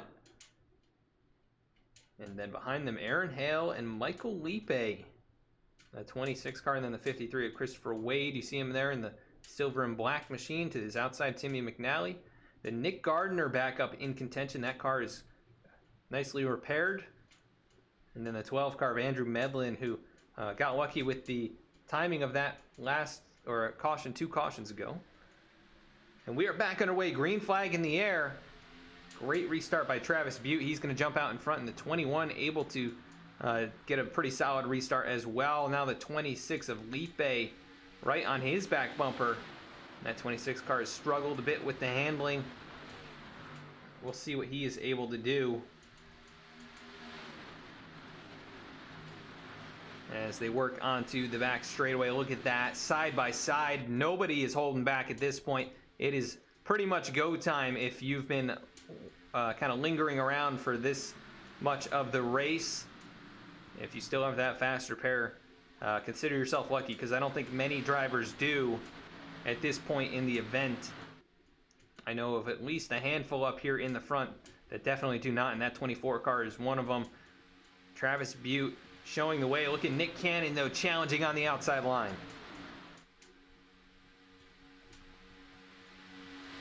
Nearly door-to-door down into turn number 1. Big push from Lipe behind him. And then the 30 of McNally also right there, working with that high lane as they roll out of turn number 2 one more time. Down the backstretch, 199, 200, 202 miles an hour, the fastest time or speed that I've seen at that point in quite a while. The pace picking up as they were running mid 46-second laps prior to the last couple of cautions. And we'll see what they are at the line here. That time of 45.4, so definitely picking it up about a second a lap faster than they were running. And you can tell the pressure is starting to get to these guys. There's a little contact there in the lead pack. 3 wide, we've got cars going around up into the outside wall. Nick Gardner involved, and this is going to be big. A hole. Oh my gosh. Ken Campbell launching to the moon as we have a parking lot out of turn number 2. Oh my gosh, Ken Campbell. Sure hope he's okay in there. Let's go take a look at what happens here. This is going to be one of the most wild replays I think we could probably ever see. But I know the 53 was involved in this, so we'll go up with Mr. Christopher Wade. Is up here in the lead pack. We saw the 26 once again, the handling issues biting him there. He makes contact with the 4. They make contact, the 30, the 53, the 16 of Gardner involved in all of this, and then huge impacts up there. Really almost everyone. And where is Campbell in all of this?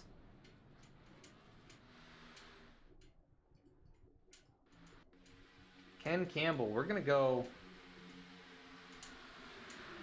to see what happens here first, and then we'll go back and ride on board. That 15 machine, they're all wrecking there in front of him. He gets hit from behind, kind of spun around, and then, oh my, wow, that is very bizarre. All right, let's see what happens here from the inside.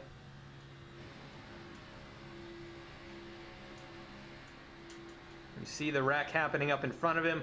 Not a whole lot he can do. He runs into the back of the 05, gets turned around, and then he'll get tapped here, and that's it. Painless for him, but not so painless for everybody else. A lot of big hits there for a lot of drivers.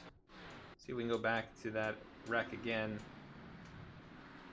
So, tons of drivers taking a fast repair here to get that fixed. As you see, a few drivers just rolling out in front of the leaders. They had to tow, actually, back to the pit lane.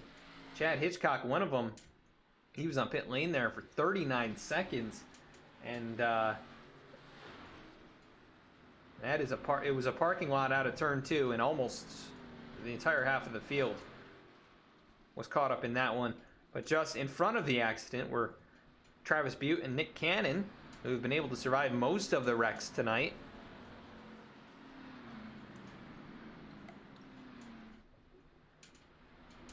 But you gotta feel for Ken Campbell, whose night is over after he got launched to the stratosphere and brought back to Earth in pit lane, where he will probably remain for the entirety of the event. And that is caution number 7. We've had 17 lead changes, and you're looking at the dominant race car of the day. That is Travis Butte. That car has been out in front for a lot of the race. 76 laps out of 105. So you can say that's domination for sure. And Nick Cannon right there, his drafting buddy tonight. I'm not sure what Travis is doing. This is risky business, pulling out in front of the pace car. You could get a black flag for that, as he's going to let that pace car right on past him. But he's actually going to just try and become one with the car, as lights do go off. So we're going to be going green this time, and it will be 13 laps to go when we take the green flag. Who is going to win tonight's race? Is it going to be the dominant cars that have been up front all race long? It's going to be one of those modifieds you see right there behind them, in John Fix, the number 9, or the 3 of Nate Lynch. Those cars, heavy damage on the front, but they're able to keep pace. Will it be someone else who's able to pick their moves wisely and get to the lead at the right moment? Be able to avoid the accidents that are likely to happen here in these closing laps. It's been very intense at the front the last 15 or so laps, and I would not expect that to change here.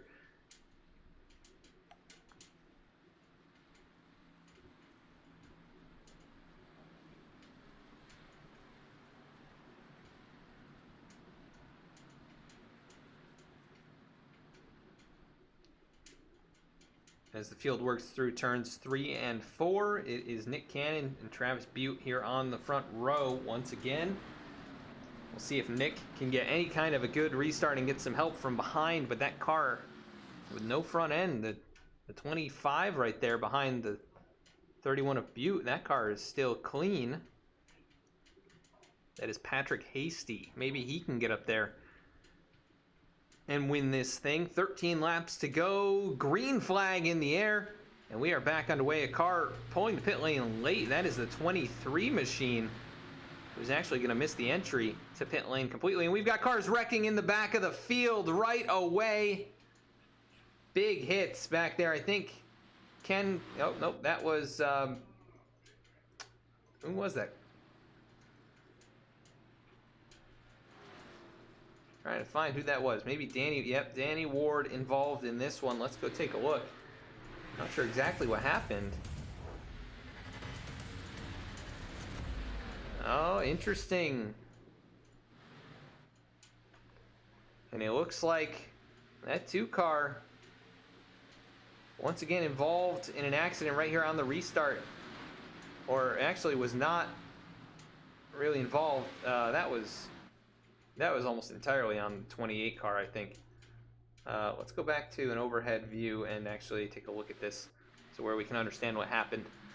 But the 28 car, very slow, must have been in the wrong gear. He gets passed up 3-4 wide, and then on the outside he just gets turned. So not entirely the 28, but definitely an issue getting up to speed. And the 58 kind of drove right through him. That was Hunter Poston.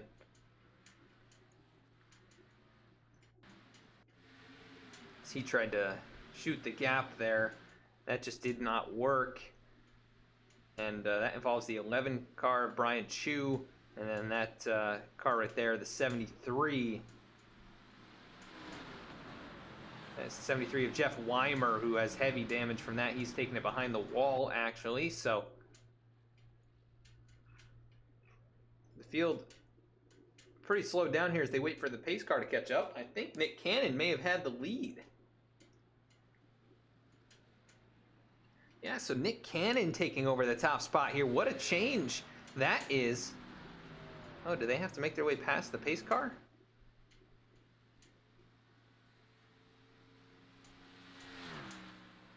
Oh, I think it's a timing thing with the way. I don't even know if the whole field was across the line, so this is a very odd circumstance. It looks like they're going to have to go around and catch back up, so we're going to go to a quick commercial break while they figure this out. It'll be under 10 to go when we come back.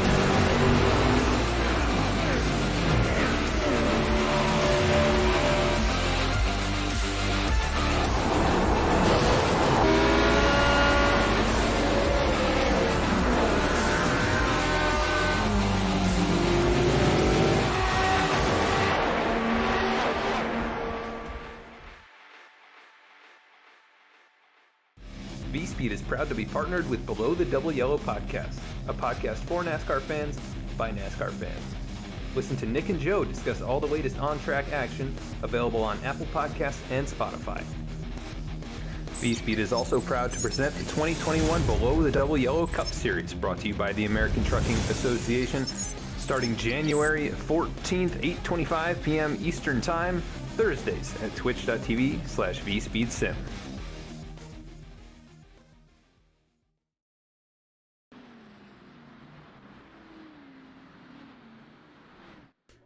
And back at the racetrack now, it will be 9 laps remaining in this event. The Stars and Stripes Racing League Firecracker 300, presented by RazeEnergy. Who is going to take home the victory and a big chunk of cash? Only a few laps remaining to find out. Nick Cannon, your race leader, able to take it away from Travis Butte, who has led so much of this event.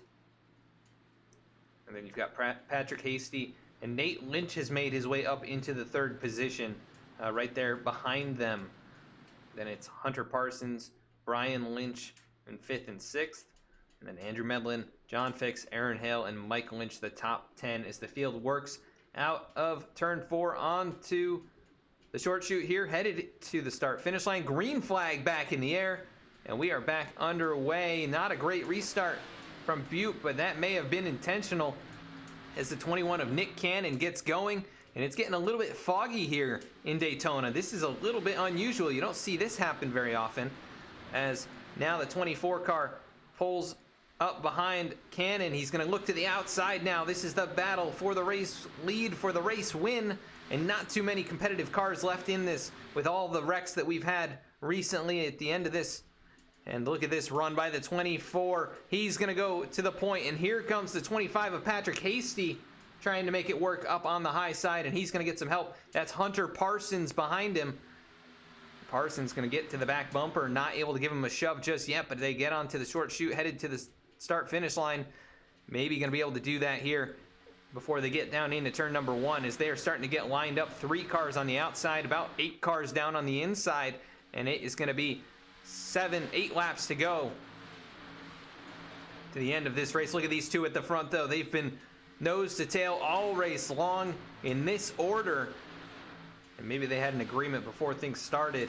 Maybe they'll share the earnings from the top 2 spots. This has been just a fantastic joint effort from these guys who have been up in contention all race long. With that, though, a car off the pace, and they are 4 wide. They're wrecking. That's Nate Lynch around the 25 of Hasty into the wall, and they are spinning and crashing.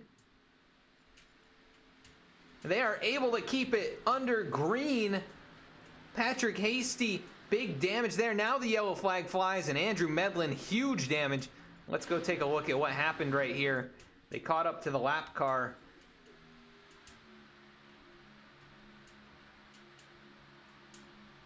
And that lap car goes high. They go to go around him, and then big hits there. Lap car gets involved. Andrew Medlin, that car absolutely destroyed from all of that.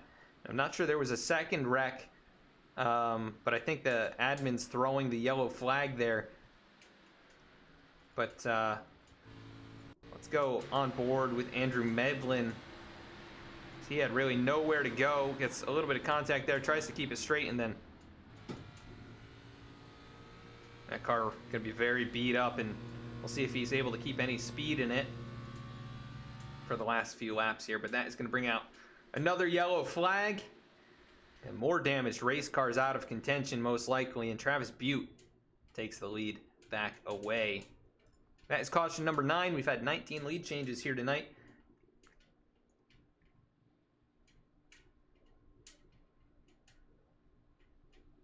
And somehow Nate Lynch, after all of that, he is still up here in the top 5. I am amazed by that. That car does not look like it should be up there. But one car, a couple cars behind him, Scott Rickard. Okay, he does have damage. The nose on that car is pretty clean. And then you've got Kyle Bowling, who I don't think has any... Yeah, he doesn't have any damage on that race car. So Nate Bowling, the 44 car, he could be in for a chance here if he can get up past a few of these damaged cars. And then right behind him, the 30 of Timmy McNally. And I think even the 53 of Christopher Wade now has used the fast repair on that car. So they have pretty clean race cars. That leaves probably about 5 or 6 completely clean cars up here in the top 10. And it's probably going to come down to a very short run at the end. Who can get themselves in position in time the draft? That remains to be seen. Let's go to a quick message from one of our sponsors, the American Trucking Association, and we'll be right back. Hey, honey. It's happening. The baby's coming. Okay, I'm on the way. Hey, buddy. You ready for the big game? You're gonna be there, right, Dad? Pal, you can count on me. I wouldn't miss it for the world. Hey, honey. Josh's flight landed early. He'll be about 6:30. Can you make it? Okay. I'm on my way. We've got total gridlock out there this afternoon. The average American spends over 40 hours a year, nearly 2 full days, stuck in traffic on our broken roads and bridges, while our lives move full speed ahead. It doesn't have to be this way. Where is he? Husband's on his way. It's time for Washington to get America moving again by finally funding our country's infrastructure. Where's Mom?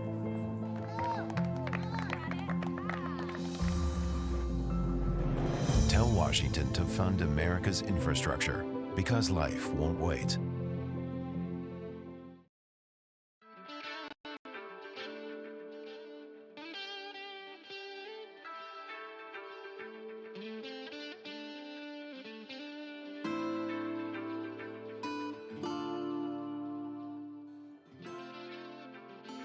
Simulators Anonymous is an online gaming community. The heart of this community is playing simulator-style games, everything from driving, farming, flying to the occasional survival game. We would love for you to join us. If you play these style of games, or if you're just looking for a great community, we strive to be a community you can be an active participant in by offering events like every third Saturday night is a late night trucking on Truckers MP. We have a very own Minecraft server with other servers starting soon. Come join Simulators Anonymous today at www.simulatorsanonymous.com.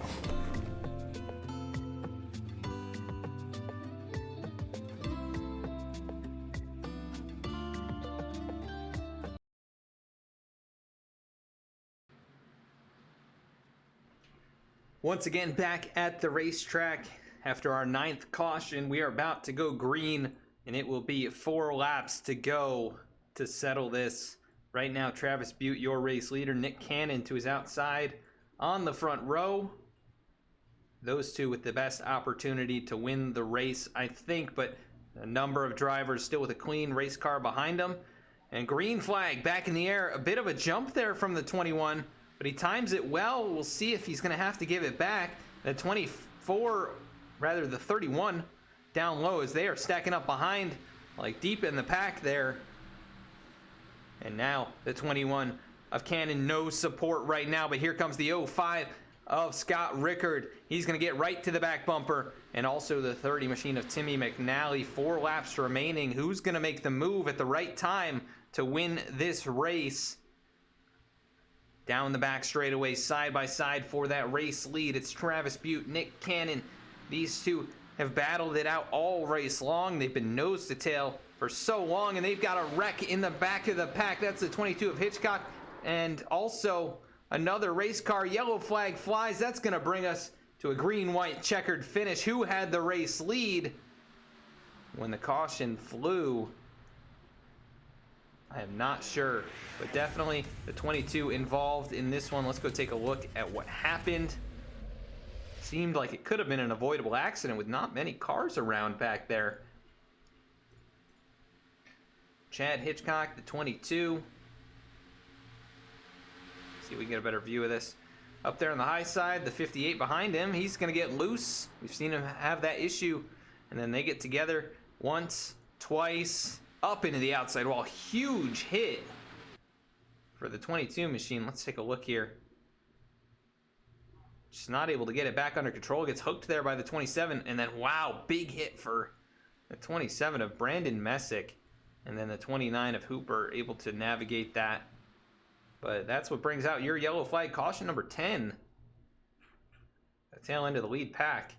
As Travis Butte does remain your race leader. 83 laps led in tonight's race, and it's going to come down to a green-white checkered finish. And how many attempts is it going to take to get it done here? Will they be able to finish it off on the first attempt? The way things have been going, I think that's unlikely, but it's not impossible. Hopefully they can get it done in just one attempt, but we'll have to see what it takes.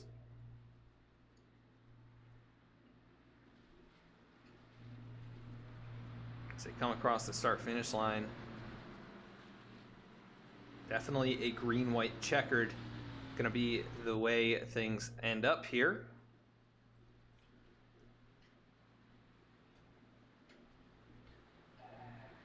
And let's do a quick recap of who is left in this race in contention.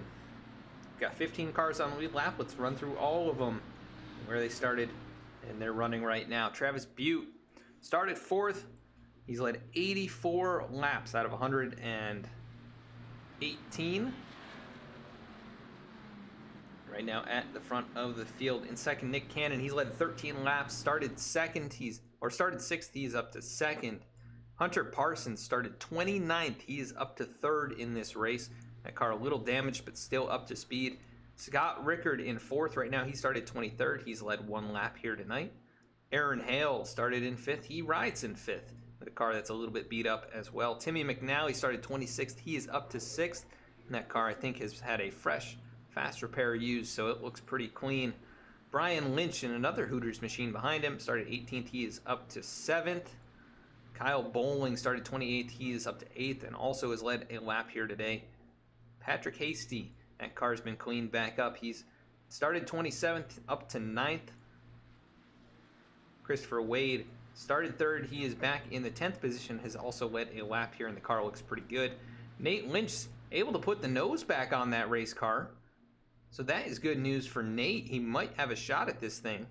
Started 9th. He is right now in the 11th position. Mike Lynch right behind him started 15th. He is up to 12th. Hunter Poston, he is in the 13th position after starting in 31st. 14th, John Fix, I believe. Yes, John is in 14th right now. Started 16th. That car heavily damaged, but we'll see what he can salvage here. He's got another modified class driver on the track with him, though. That is Brian Chu, who's led a couple laps here after starting 19th. He rides 15th. Andrew Medlin, that car heavily damaged as well. He's led 9 laps after starting in 8th. Right now in the 16th position, and final driver on the lead lap.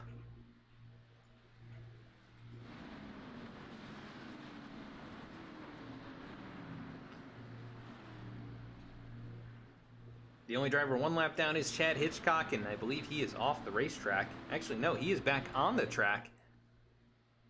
After almost 3 minutes of being on pit lane, that car back on the track. And a little bit off the pace, I'd say, as he is, I think, flat out right now, around 170 miles an hour. That is not going to be enough to keep pace with the field, but you never know what could happen. You never give up.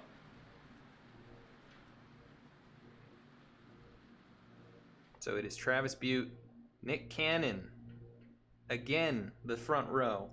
I don't know how many times we've said that. Probably 8 or 9 since we've had 10 cautions now. And they have not pitted through a few of those, so probably in that realm. But pace car getting ready to make the hard left-hand turn onto the pit lane. It will be a green-white checkered to settle this, and green flag back in the air. Not a good restart by the 21, but maybe by design, as the 31 of Travis Butte now jumps out in front. It could be a dangerous spot to be with these cars kind of waiting behind. And oh no, look at the door bang in there between the 05, or rather that is Hunter Parsons. He just drifted right into the 21. And now Butte gonna have to defend for his life, but here comes Nick Cannon around the outside. Gonna try and take that lead away. And Butte well off the pace now. He's fallen now to the 4th position. This is not what you want to see, but I think contact behind him. They're going to go flying the 4 of Aaron Hale. Big pile up here in turn number 3. And that's going to bring out another yellow flag. We're going to have another shot at it. But what a hit for Aaron Hale, who went flying through the air. The 11th caution of the race. And it is getting messy in this one. I don't know what happened. Hunter Parsons lacking a little bit of spatial awareness there, I think. As the 4 car was down to the inside. Let's go to the overhead view. Once again, this has kind of been our friend in this one. Yep. The 0 car just cuts down, and man, what a hit as the 4 just gets thrown up in the air. And what we like to do when cars go airborne, we like to take a little bit of a ride on board. This is Aaron Hale. Enjoy the ride. You're cleared for takeoff in 3, 2, 1.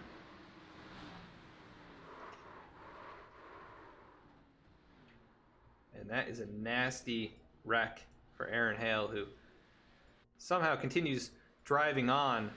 But the 44 car, just talked about him. Kyle Bowling, he takes a huge hit here as well. That car shoots across the racetrack. A lot of cars involved. The 7, the 53, the 15, the 58, the 2. I think we saw a couple other ones in there. The 24, the 25, the 3. Basically anybody that was in that small pack there. Some of them got lucky. I think the 3 of Nate Lynch, maybe a little. No, he's got nose damage on that car. Heavy nose damage. Yeah, he took a big hit there.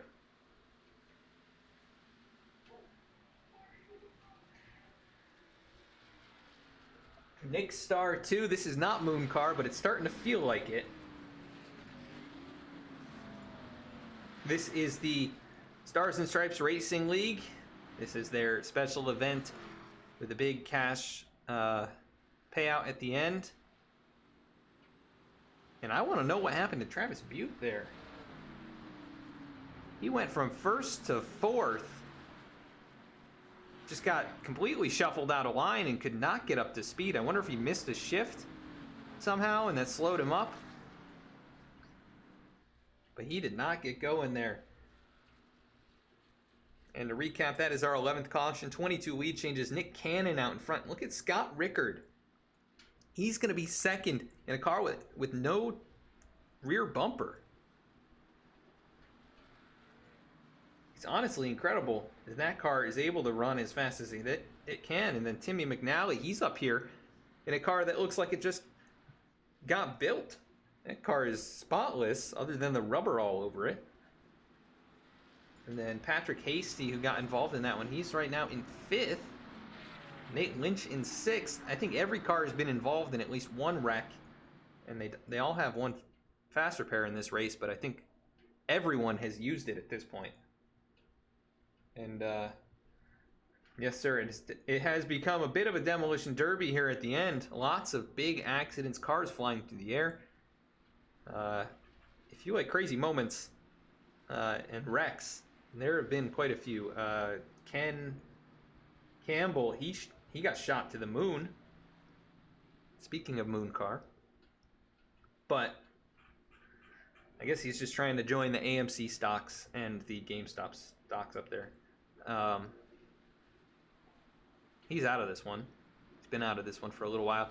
And we are going to get another green-white checkered attempt here in the Firecracker 300 presented by RazeEnergy. This is the Stars and Stripes Racing League. 120 laps tonight, but it's gone a little bit over with these green-white checkers. And I would actually be concerned for a couple drivers in terms of fuel. There are a couple guys out here that have been out for almost 30 laps or over 30 laps.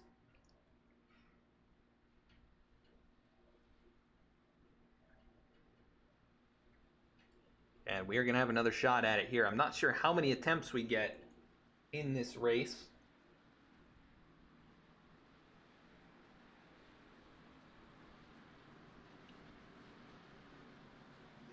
But we do want to thank the league here for allowing us to broadcast this. It's been a lot of fun. There's been some crazy moments. There's been a lot of clean green flag racing action. You know, we've had really long stretches in this race where it was, you know, single file green flag, no issues at all.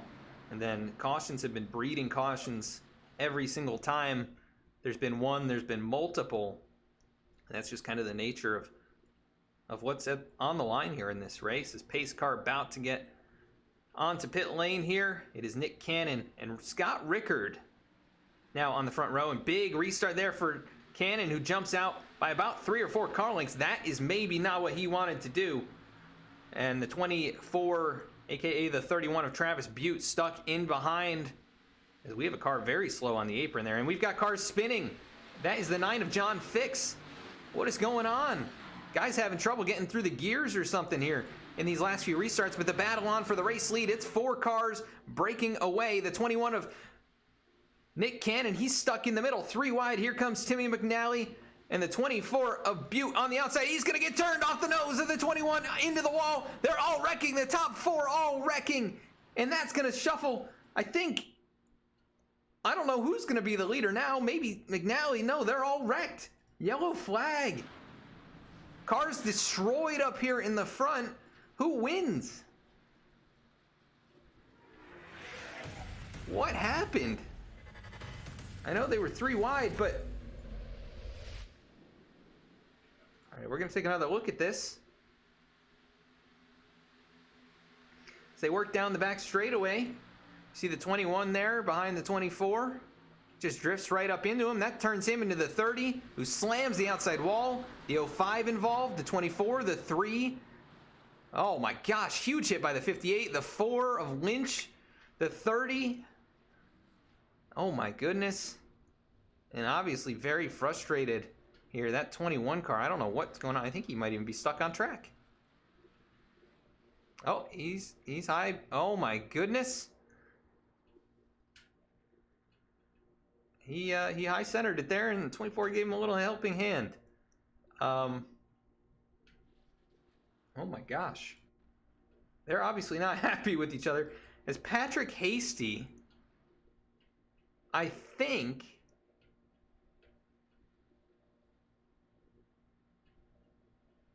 I don't know. We have Scott Rickard up here. What is he doing? Is he going to win? I guess we'll find out at the line. We're coming to the checkered flag. That was the last attempt at a green-white checkered. A little anticlimactic, but the best cars all race long, nowhere to be found. And it's going to be Scott Rickard.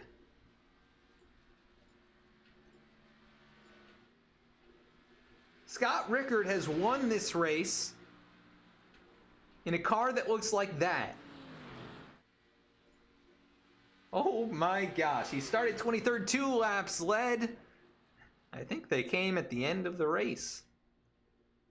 What a job to get in position when it mattered, and it became a race of attrition, and Scott Rickard surviving it somewhat.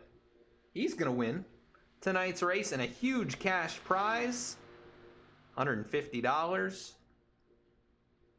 He wins the Firecracker 300 presented by RazeEnergy here in the Stars and Stripes Racing League. We'll see if these guys do bring it into the server to allow us to do some post-race interviews as he brings that car across the racetrack.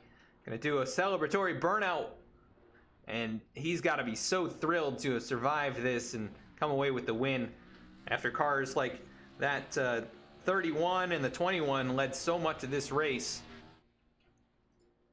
Probably just feels like he stole one. So what a great job there by Scott Rickard. He's gonna win. We're gonna go to a quick commercial break and see if these guys come in, and if not, we'll jump back and do our race recap.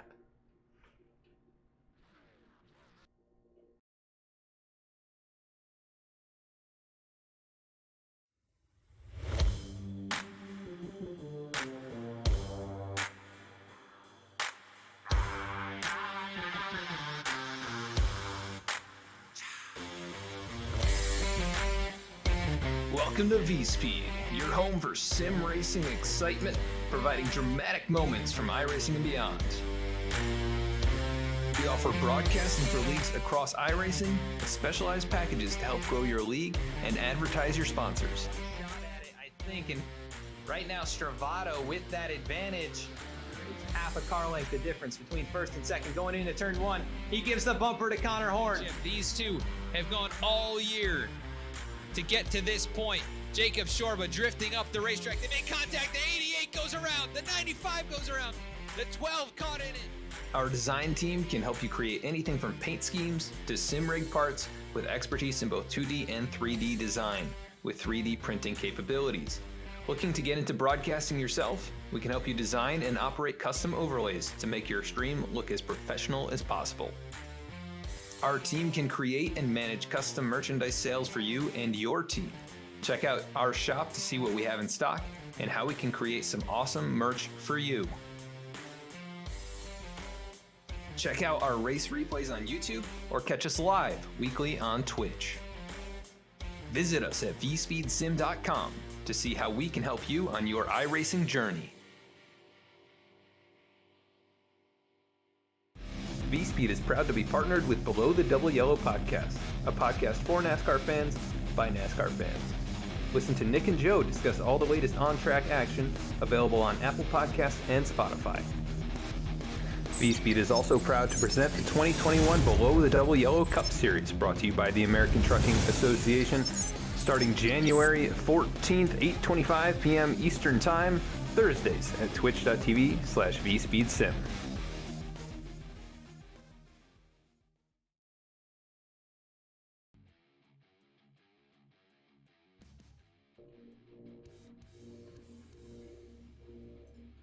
All right, and no signs of the drivers in the race chat here. We'll have to do without the post-race interviews tonight. We could give them just a minute or so here. We may run through the results actually and give them another opportunity to jump up in here. But let's take a look at the full results after tonight's crazy race. This Stars and Stripes Firecracker 300 presented by RazeEnergy. where Scott Rickard has come out your winner here tonight. 12 cautions. It ended under the yellow flag tonight.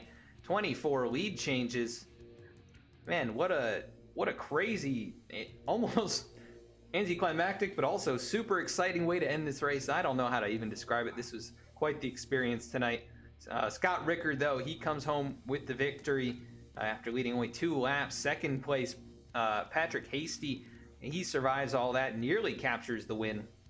Nate Lynch finishes in the 3rd position. Brian Chu finishes 4th. Aaron Hale rounds out the top 5 here tonight. Andrew Medlin, in a car that had no hood or rear bumper, finishes in the 6th position. 7th was Chad Hitchcock. 8th was John Fix. 9th was Hunter Poston. 10th was Brian Lynch. And then we move to the 11th position, Nick Cannon. 12th was Timmy McNally. 13th, Travis Butte. 14th, Aaron Miller. 15th, Adam Sidlow. 16th, Mike Lynch. 17th, Christopher Wade. 18th, Hunter Parsons. 19th, Kyle Bowling. Rounding out the top 20 was Kyle McCoy. 21st, it was Michael Leakbay. 22nd, Douglas Hooper. 23rd, Brandon Messick. 24th, Matthew Fitz. 25th, Danny Ward. 26th, Jeff Weimer. 27th, Nick Gardner. 28th, Ken Campbell. 29th, Max Ward. And rounding out the top 30 was Derek Offerman. And 31st, it was Stoney Benfield. 32nd, Shane Wielden. 33rd, Clint Mata. And 34th, David Salter. I think we may have the race winner in here with us. No, we do not.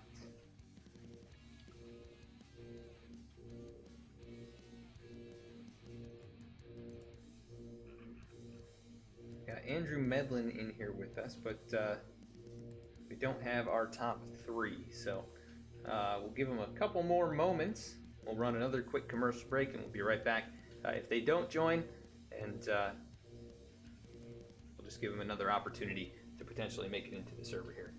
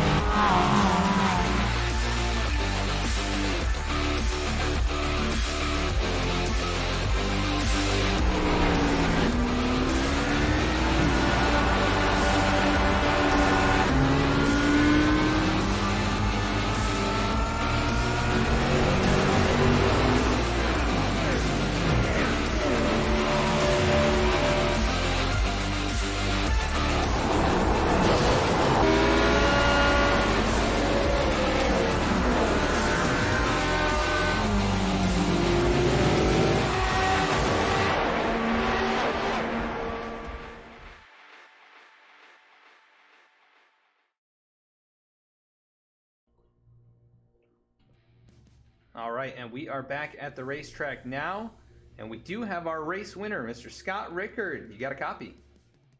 Yes, I do. Well, Scott, it kind of came out of nowhere for you here tonight. The top 4, you were up there in the midst of all of that. You got involved in the wreck, and you still came home with the win here. You started 23rd. You only lead 2 laps, and you capture the victory. How do you feel? Pretty good, considering I used my fast repair on the first caution, and somehow didn't wreck the rest of the race since then, to the very end. Yeah, it definitely was a race of attrition, especially in the closing laps. What was your strategy if you said you used the fast repair and you had to survive to the end? Yeah, I just brought it in the back, trying not to get damaged to the end once I had to use it.